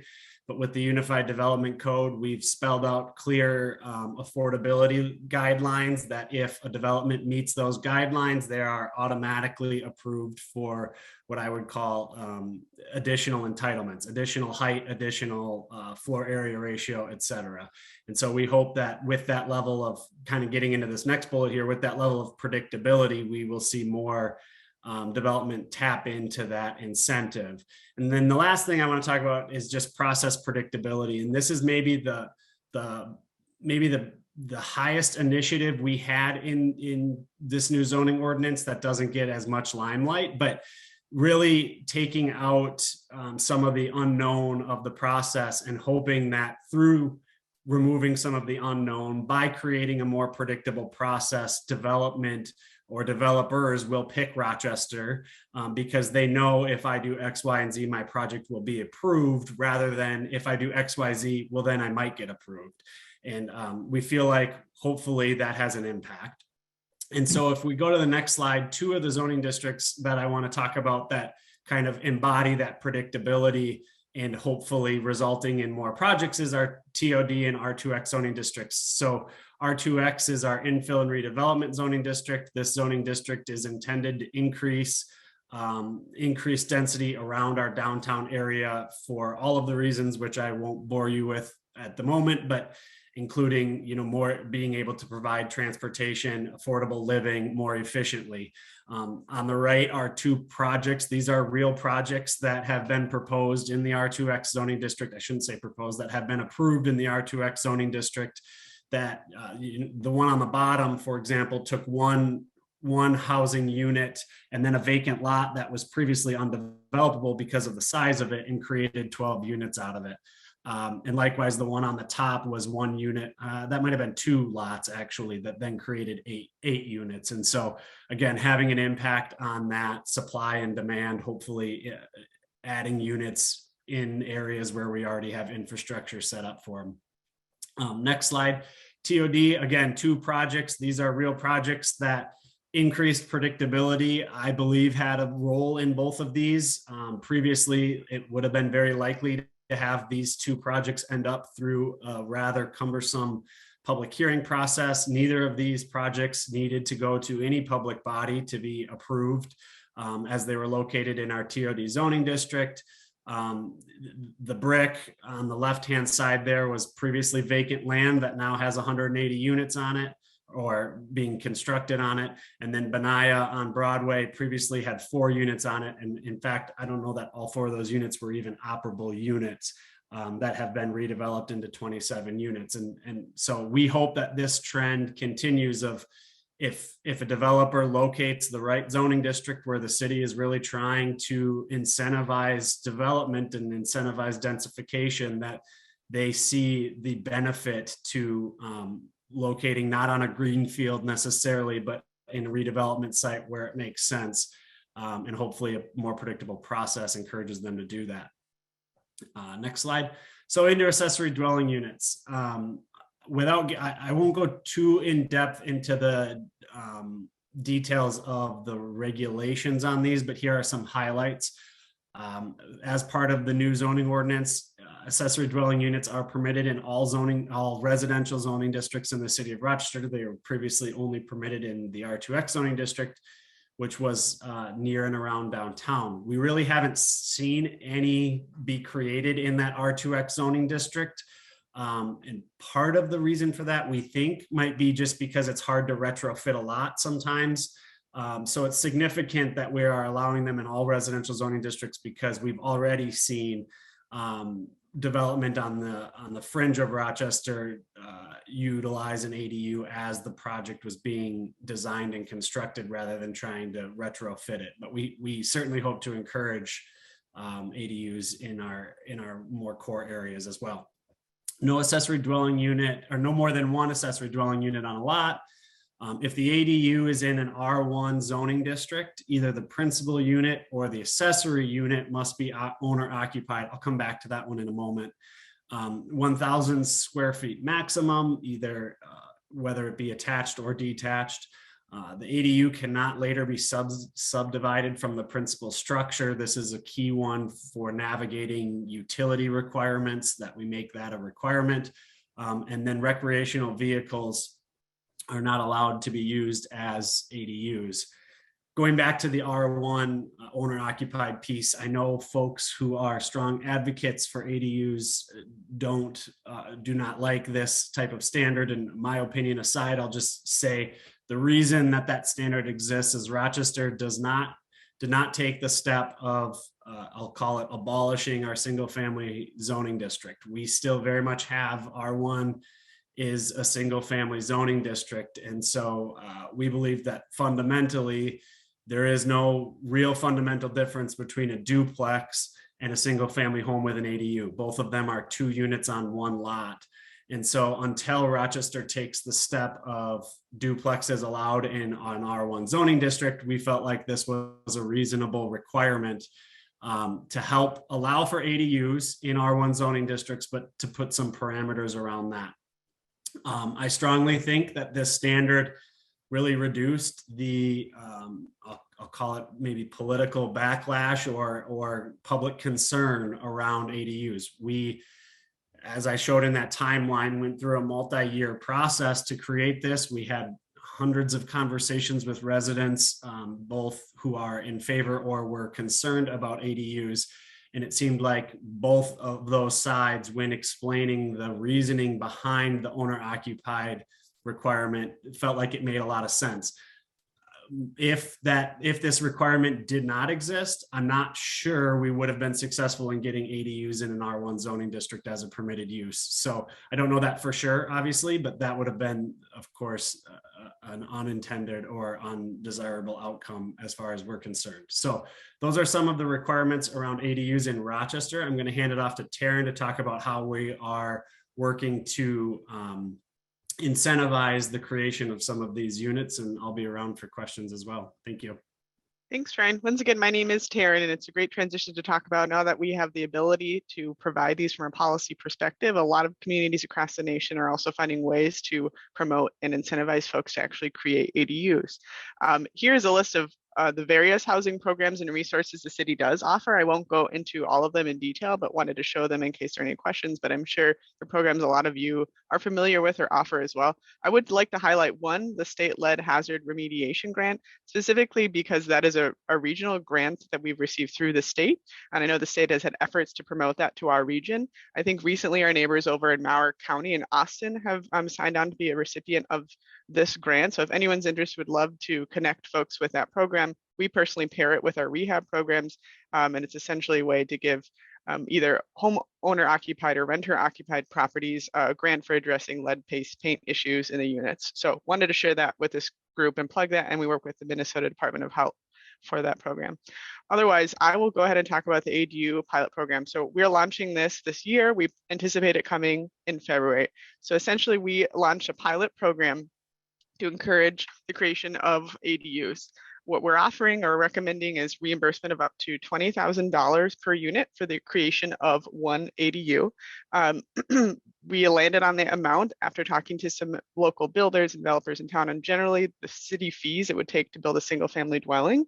And this is a higher number, I would say. So far, we haven't seen that number met for current fees paid. Retroactive fees would be another discussion. So aside from that, we're finding the biggest need and what we've seen in other communities is using that reimbursement amount to also cover what we would call impact fees or indirect costs. So fees that folks are going to be paying as a result of our regulations, not necessarily fees paid directly to the city. So think about you have to tear up your driveway to get a water line to a detached ADU. It's paying for the restoration of that driveway, which is probably one of the more costly things you'd have to pay for. We are using community development block grants. So we do have federal funding for this program and therefore have certain requirements for eligibility. In this case, it would guarantee affordable housing. So either the homeowner or the renter would have to income qualify. So we have heard interest of both. Homeowners would have to earn 80% of the area median income below. And we've heard interest of folks wanting to repurpose a garage or an add-on and use that as additional income or for other needs, whether it be multi-generational living or for a caretaker. We have heard the demand for that. Or someone could build it for a renter and then they would have to guarantee fair market rents for a period of 5 years is what we're, or excuse me, 3 years is what we're proposing at this time. So that's a pilot program that we're looking to adopt, and we assume it'll be successful and look forward to adopting something in perpetuity. And that's our intention, to learn from this pilot program. With our funding, we're planning to fund about 2 to 3 ADUs in 12 months. And it does require that it has to meet the definition as Ryan laid out. So it's got to be a legal ADU, meaning it's got to be 1,000 square feet or less, but any type of ADU is eligible. If you've looked at other communities, they have stipulations on detached or attached. We're saying anything is good to go. So that more or less describes our pilot program. If anyone has questions, let me know. And I think I've got one more slide. So we did want to encourage folks, we recognize there's lots of different representation here, but when you're thinking about what else can you do as it relates to barriers of development of ADUs and local regulations, certainly taking a look at local plans and advocating for local plans to align with the housing goals was the intention that we had, not just through zoning, but other efforts is something everyone could consider, but specifically advocating to update zoning program practices, relaxing code requirements and design standards, as mentioned, height, setbacks, FAR, the less barriers, the easier it is for creation. Advocating for ADUs specifically, working to remove the stigma of ADUs is important, especially with short-term rentals and character of neighborhood concerns. I'm not sure if other communities have concerns with short-term rentals, as we experience sometimes in Rochester, but research shows, and what we've heard is about 86% of folks actually want an ADU for a family or a caregiver. So thinking about the demand for ADUs is real. Trying innovative solutions, considering ADU incentive programs. Like I mentioned, we're seeing this nationwide of how do we work through the code barriers as it's complex and how do we incentivize folks to do it. And otherwise, just consider building an ADU yourself, whether that's working with a builder or a consultant. It's an easy way to incrementally add units to our community. And I think that's it. Thanks so much. That was fantastic. I'm sure people were taking notes. This is really a popular subject. It's a trend around the country. It can really, really supplement the housing supply and possibly improve your income as a homeowner, or give residents, resident homeowners and others a chance to grow their own housing stock, if you will. We could have a whole forum on that subject alone. So thanks, Ryan and Taryn. We're going to move quickly. We're still a little bit behind schedule. So I think we'll have Libby Murphy and Dan Kitzenberger speak about state housing policy and the opportunities ahead in 2023. And Dan, maybe you're first. No, Libby. Looks like my slides are up. Okay. And I'm happy to go first. So I'm Libby Murphy. I'm the Director of Policy at Minnesota Housing Partnership. I lead our statewide advocacy work. So I'm just going to highlight what we are working on this legislative session. This is a golden opportunity to raise expectations on housing investments here in the state of Minnesota. There is a substantial surplus, around 17.5 billion. Some of that will be ongoing. Much of that is one time. But housing makes up less than 0.5% of the budget. And we need to change that because, as you all know, it's incredibly difficult to do this work. All of the programs out there are under-resourced, and there's so much demand in your communities for more housing across the continuum. So we're really focused this legislative session on advocating for $2 billion in appropriations and bonding for housing.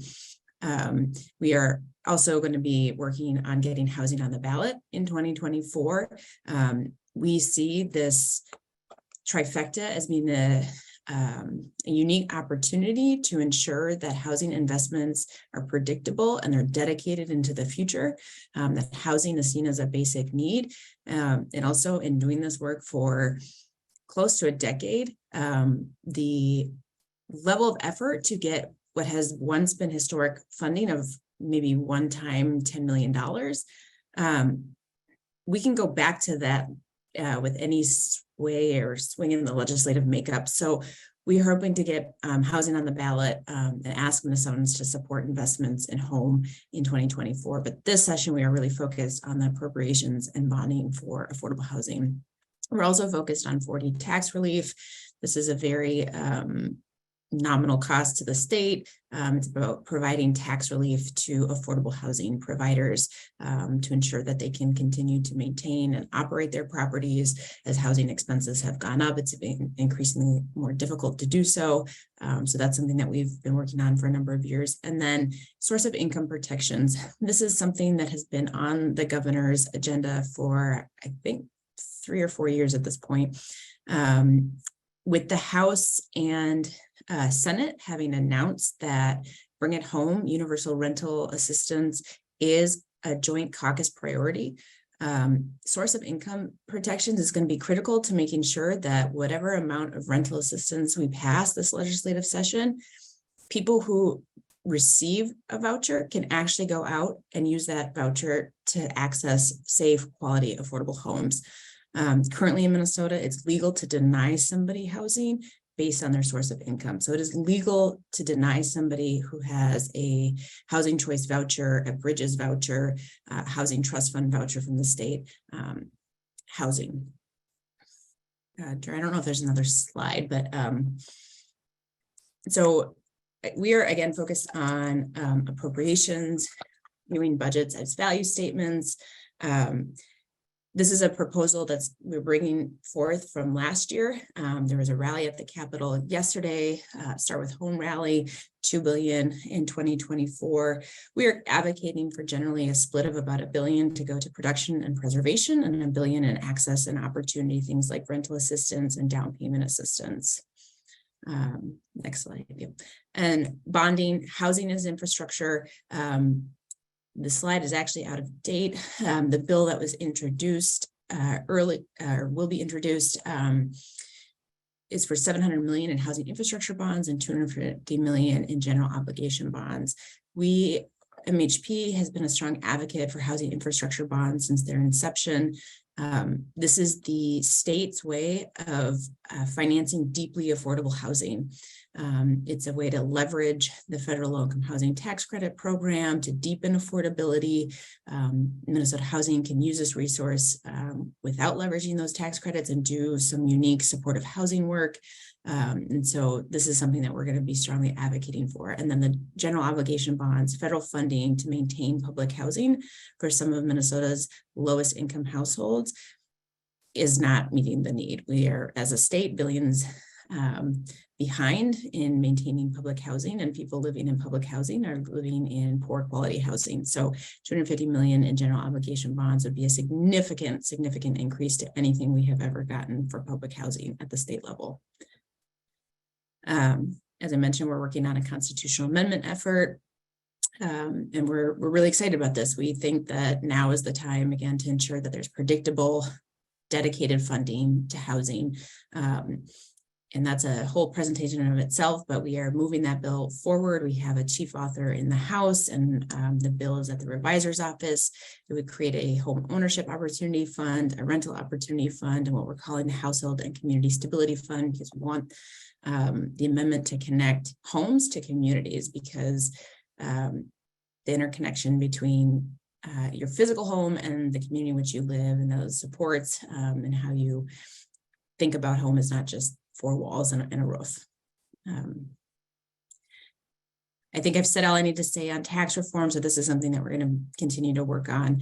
And then source of income protections. Again, I think I've said everything that I need to say on that front.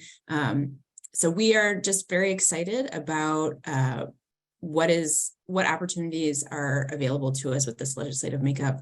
It's going to be easier to get things done with a DFL controlled legislature and governor's office. That's just any which way you slice it, it's easier to get done when you have one party in control. So we're excited about that. We also have seen the Senate and the House leadership make commitments to affordable housing early as joint caucus priorities. They're prioritizing down payment assistance and rental assistance.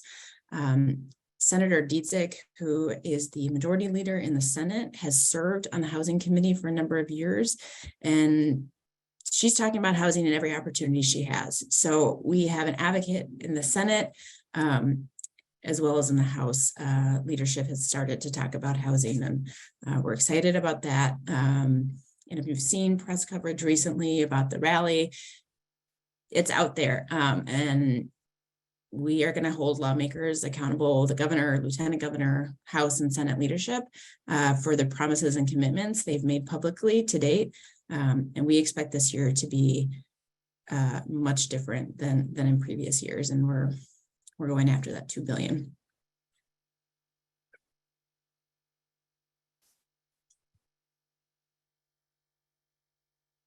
Thanks, Libby. I think we can move right to Dan Gitzenberger from Minnesota Housing Finance Agency. Yeah, thanks, Warren. Hi, everybody. I'm Dan Kitzberger. I'm the legislative director at Minnesota Housing. I just wanted to preview as much as I can, what we were thinking about in terms of putting together the governor's budget recommendations for our agency. They will be released January 23rd. It's part of a multi-day rollout, but the housing portion will come then. And then the capital investment, the bonding portion will likely be sometime later that week. So stay tuned for the specific numbers, but I can tell you, that a pretty sound jumping off point for us was last year's budget recommendations. It's part of the 2022 supplemental budget. You'll remember there was also a significant budget surplus back then. We're looking at even more funding now, since a lot of that remained unspent, as Libby indicated, lots of one-time money available. Housing ends up, particularly on the development and preservation side, being a very good use for those funds.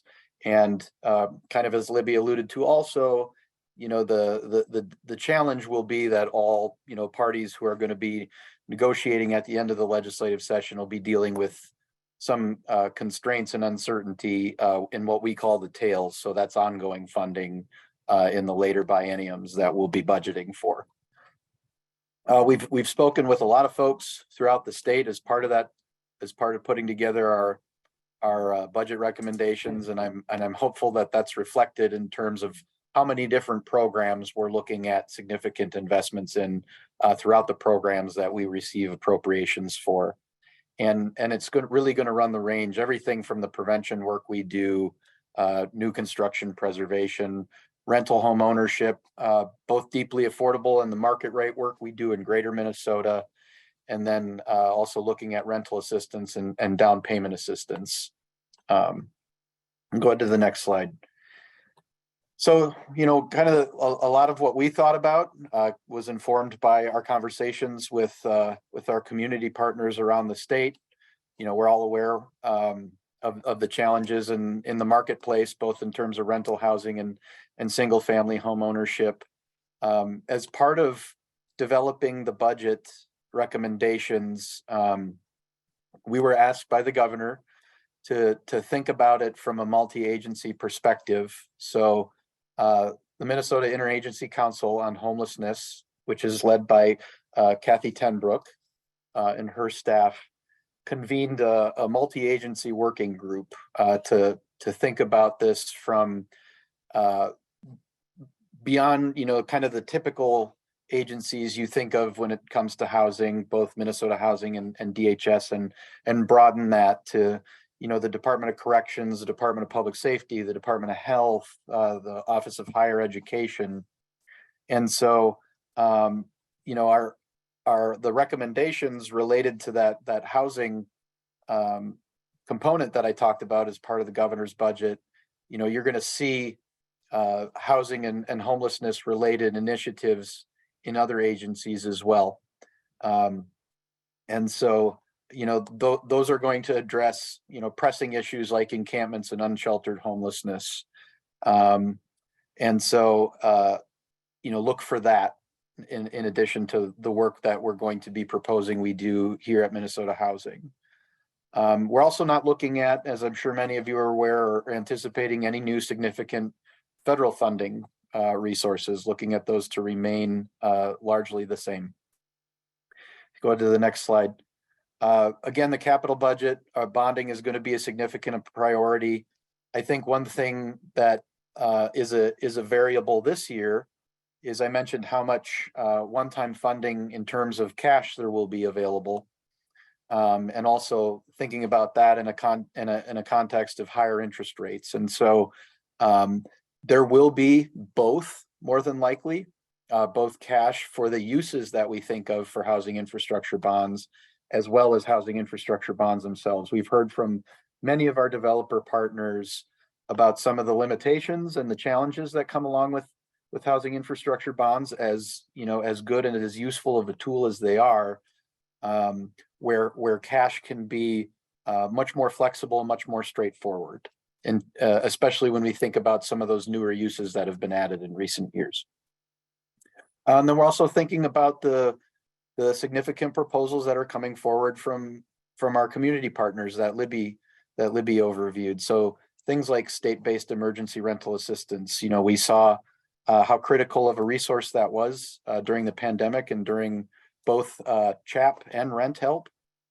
And then thinking about housing choice voucher expansion at the state level, again, not anticipating any new resources for that from the federal government. And then, lastly, thinking about a proposal we know is coming back and has already been introduced around first generation home buyer and down payment assistance. And so, we're hoping that when the budget is released, that's kind of the jumping off point for the work that we think we need to do. And we really look forward to working with our partners in the community. There's already strong proposals out the gate. We're really excited when we're really pleased to see unifying, rallying around specific proposals, because the housing presence at the Capitol is going to be really important. And we've already shown, as many of you who maybe saw or attended the rally yesterday, it's a top issue for both the governor's administration and the legislature. And I think that's the last of it. Great. I did see a question. Well, We might have to pass on the question, Dan, I'm sorry. Okay, I can But respond in the chat. maybe you could answer in the chat. Yep. We're just getting a little further behind than we need to be. But thanks, Dan, and thanks, Libby. Great work by the agency and the governor's office and Minnesota Housing Partnership and Homes for All. I would just make a comment here that one way to think about this, even though policy might not be your thing, is that this is the year, this is the time where Minnesota might actually dedicate $1 billion or more for housing, historic unprecedented amount of resources for housing at this legislative session in 2023. And there's a $17.5 billion surplus, as Dan and Libby talked about. We really need to work hard as advocates, work together, work with Homes for All, look for the alerts, the legislative alerts, go to the rallies, help talk to your local legislators, and raise the visibility of the housing need to address, so that Minnesota can better address the housing crisis for working families and those at risk of homelessness. So keep your eyes and ears peeled, and there's already much communication and energy around the legislative session. And we're going to move on to funder updates and initiatives. And I'm going to just turn it right away over to Irene Ruiz-Brezeño, who will talk about the Emerging Developer of Color program operated by Greater Minnesota Housing Fund. And then after that, we'll hear from Eric Munchler from Greater Minnesota Housing Fund on Housing and Health Equity Initiative, and Devin Pullman on Minnesota Housing Partnerships Community Development Programs. Go ahead, Irene. Yeah. Thanks, Warren. Good morning, everyone. Thanks for being here. Since we are short on time, I just wanted to mention that the slides will be posted after this event. So I'm going to kind of skim over quickly and make sure I allow enough time for my co-presenters to get in some talking points. As Warren mentioned, I work for Greater Minnesota Housing Fund. I'm a program manager, and I am so lucky to be able to be leading our Emerging Developer of Color program. It was established in November of 2021 to address the underrepresentation of investors and developers of color within the affordable housing industry. Our goal with launching this program and the work that we're doing under this program is really to disrupt the systemic racial barriers to financing and promote more equitable real estate investment and development. Next slide. This slide outlines some of the key objectives and impacts that we are working towards with the program. As I mentioned, increased racial diversity, also an affordable housing market that is more inclusive of developers of color, and more opportunities will be shared with them. How developers of color will build assets, wealth, and income through their development projects. Developers of color will help contribute to the overall goal of producing and preserving affordable homes, which Minnesota drastically needs, as I think a common thread of all of the speakers that we've heard from today.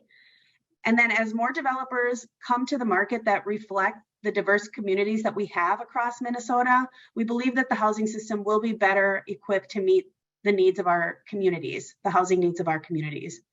Next slide. Program accomplishments. So the program has been up and running for over a year now. And as we look back, we are very proud to say that we have provided, Greater Minnesota Housing Fund has provided $13.9 million in flexible, low-cost loan capital to projects that were led by emerging developers of color. We've also awarded $475,000 in pre-development grants, which combined, those two things helped finance 23 affordable housing developments and preserved 480 units of housing. This slide outlines some of the specific activities that we have done to help provide technical assistance and help build the capacity of developers of color. I'm not going to read through those just for the sake of time. We can skip ahead. And then this slide outlines the fact that we are not doing this work alone in a silo. We have leveraged a lot of existing partnerships that Greater Minnesota Fund already had, and we're proud to have formed some new partnerships with new organizations or organizations that we hadn't previously worked with, to also kind of link arms and really help move projects forward by our developers of color and by our emerging developers. There are some other examples of partnership and collaboration that we've seen over the past year, such as larger developers partnering with an emerging developer on a specific project. We've helped connect developers with experienced development consultants, maybe on their first project or a more complex project, to help them through the process. We have assisted in sharing information and resources, and we've helped to leverage other programs, and we've created some opportunities for some peer-to-peer networking and learning through this program. Also, at the end of a year, we have had the opportunity to look back and identify some lessons learned and some best practices. In the upcoming year, we look forward to connecting with more developers in Greater Minnesota, which is why I'm really grateful for the opportunity to get in front of this particular group. We want to provide a little bit more technical assistance around property management and operations. So after the deal closes and these developers really take hold of a property and start to own it and operate it, providing more assistance there. We're going to continue to tweak how we work with non-traditional borrowers. And we're really proud that this is a statewide program, because we're able to transfer knowledge between regions and learn about other programs that we can leverage all across the state. The next two slides are just a couple of case studies, examples of projects that we did over the past year with that were led by developers of color. That's 3121 Apartments. The next one is First Avenue Flats. And I believe we're coming up on the last slide here. Yep, my contact information is in the slides. Like I said, these will be posted so you can review them at a little bit slower pace. But thank you again for the opportunity and for sticking around and participating in today's forum. And I look forward to hearing from you. Thanks, Irene. Next, we'll hear from Eric Muschler, who operates and directs the Housing and Health Equity Initiative at Greater Minnesota Housing Fund, which is gaining a lot of momentum around the state right now. Eric. Well, hello, everyone. It's great to be here. I hail from Albert Lea, Minnesota, so I have a special place in my heart for all of you in southern Minnesota. The Housing and Health Equity Program is about a year old. And I just want to take this time to sort of highlight a couple of things that are going on. Coming out of COVID, I think we all understand at a real gut level the connection between housing and health equity. This program is about raising that and highlighting all the good work that's going on in the field that you're doing in connecting these dots across housing and health.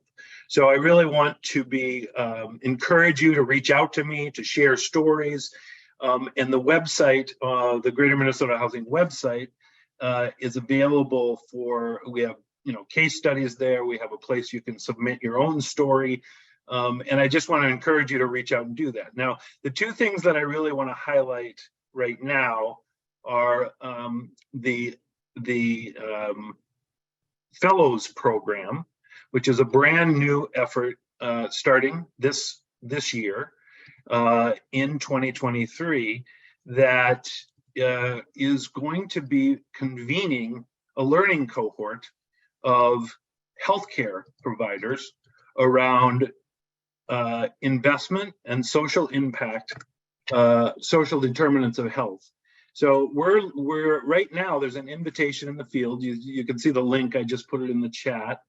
And there is a invitation to healthcare partners in the field right now that you can access. And what we're looking for are between 6 and 8 teams of healthcare professionals that are going to come together in this learning cohort and really begin to talk about where investment can occur and where partnerships can occur between housing organizations and healthcare. So that's an exciting new opportunity in 2023.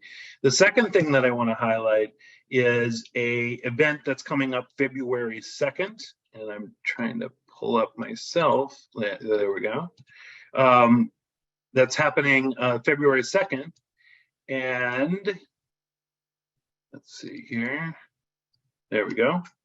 And this is actually a virtual event that's going to happen. And we're pulling together NeighborWorks, which is, as most of you know, a national housing organization that just produced a toolkit for building enduring housing healthcare partnerships. And so this is an opportunity to hear from other national players on the type of partnership, what it takes to build that partnership and advance affordable housing as a social determinant of health. So that's coming up. I hope you'll register for that. And I hope you'll take the link to the Fellows Program and share that widely, or share that with targeted individuals that you know from the local hospital, the local clinic, the local health system, and encourage them to apply to the learning cohort. So thanks very much, and I'll turn it over to our next speaker from Minnesota Housing Partnership. All right. Good morning, everyone. Thanks, Eric. Appreciate being here. My name is Devin Pullman. I'm the Director of Community Development at MHP, and excited to be here kind of as the last speaker to round out the phenomenal speaker panel. So just a great number of experts and housing activators here on the forum today. I'm going to talk just a few minutes about building collaboration and community and how MHP works with communities to help provide technical assistance. I'm going to go ahead and, if you want to do the next slide. So we support community development work through technical assistance. We're a national provider of technical assistance, but what that means is we often have room and space to support technical assistance work in a number of Minnesota communities. Go ahead, next slide. So we're rooted in Minnesota. We've been providing technical assistance since 2009. And I sort of like to say we've been up to Warroad all the way down to Worthington. So we've crisscrossed the state, and nationally we've got engagements from Alaska all the way down to the Rio Grande and the Colonias happening right now. Next slide. We've done and specialize in a lot of work with Indigenous communities. So you can see some of that work here. Go ahead, next slide. And this work really focuses in 3 areas. So we have a strengthening rural communities program. So this is federally funded. So I feel fortunate that we're able to bring these federal dollars. We've been pretty successful in leveraging federal resources to help support capacity building work, again, both in Minnesota as well as nationally. And that can support really targeted capacity building with rural organizations and in rural communities. The types of capacity building work that we often get engaged with can range from things like supporting housing needs assessments and market studies. Oftentimes, I think everyone here today feels kind of that innate need around affordable housing, but sometimes this process can be really invaluable in building partnerships within the community and really understanding where your housing needs are at within your communities. I've seen a lot of communication in the chat around how do we really reach lower income households in our community and how do we build the support for that? So there can be some really great opportunities through a rigorous and robust data analytics process to really showcase and stress test where those needs are within your respective communities. So that's one example of ways we can provide technical assistance.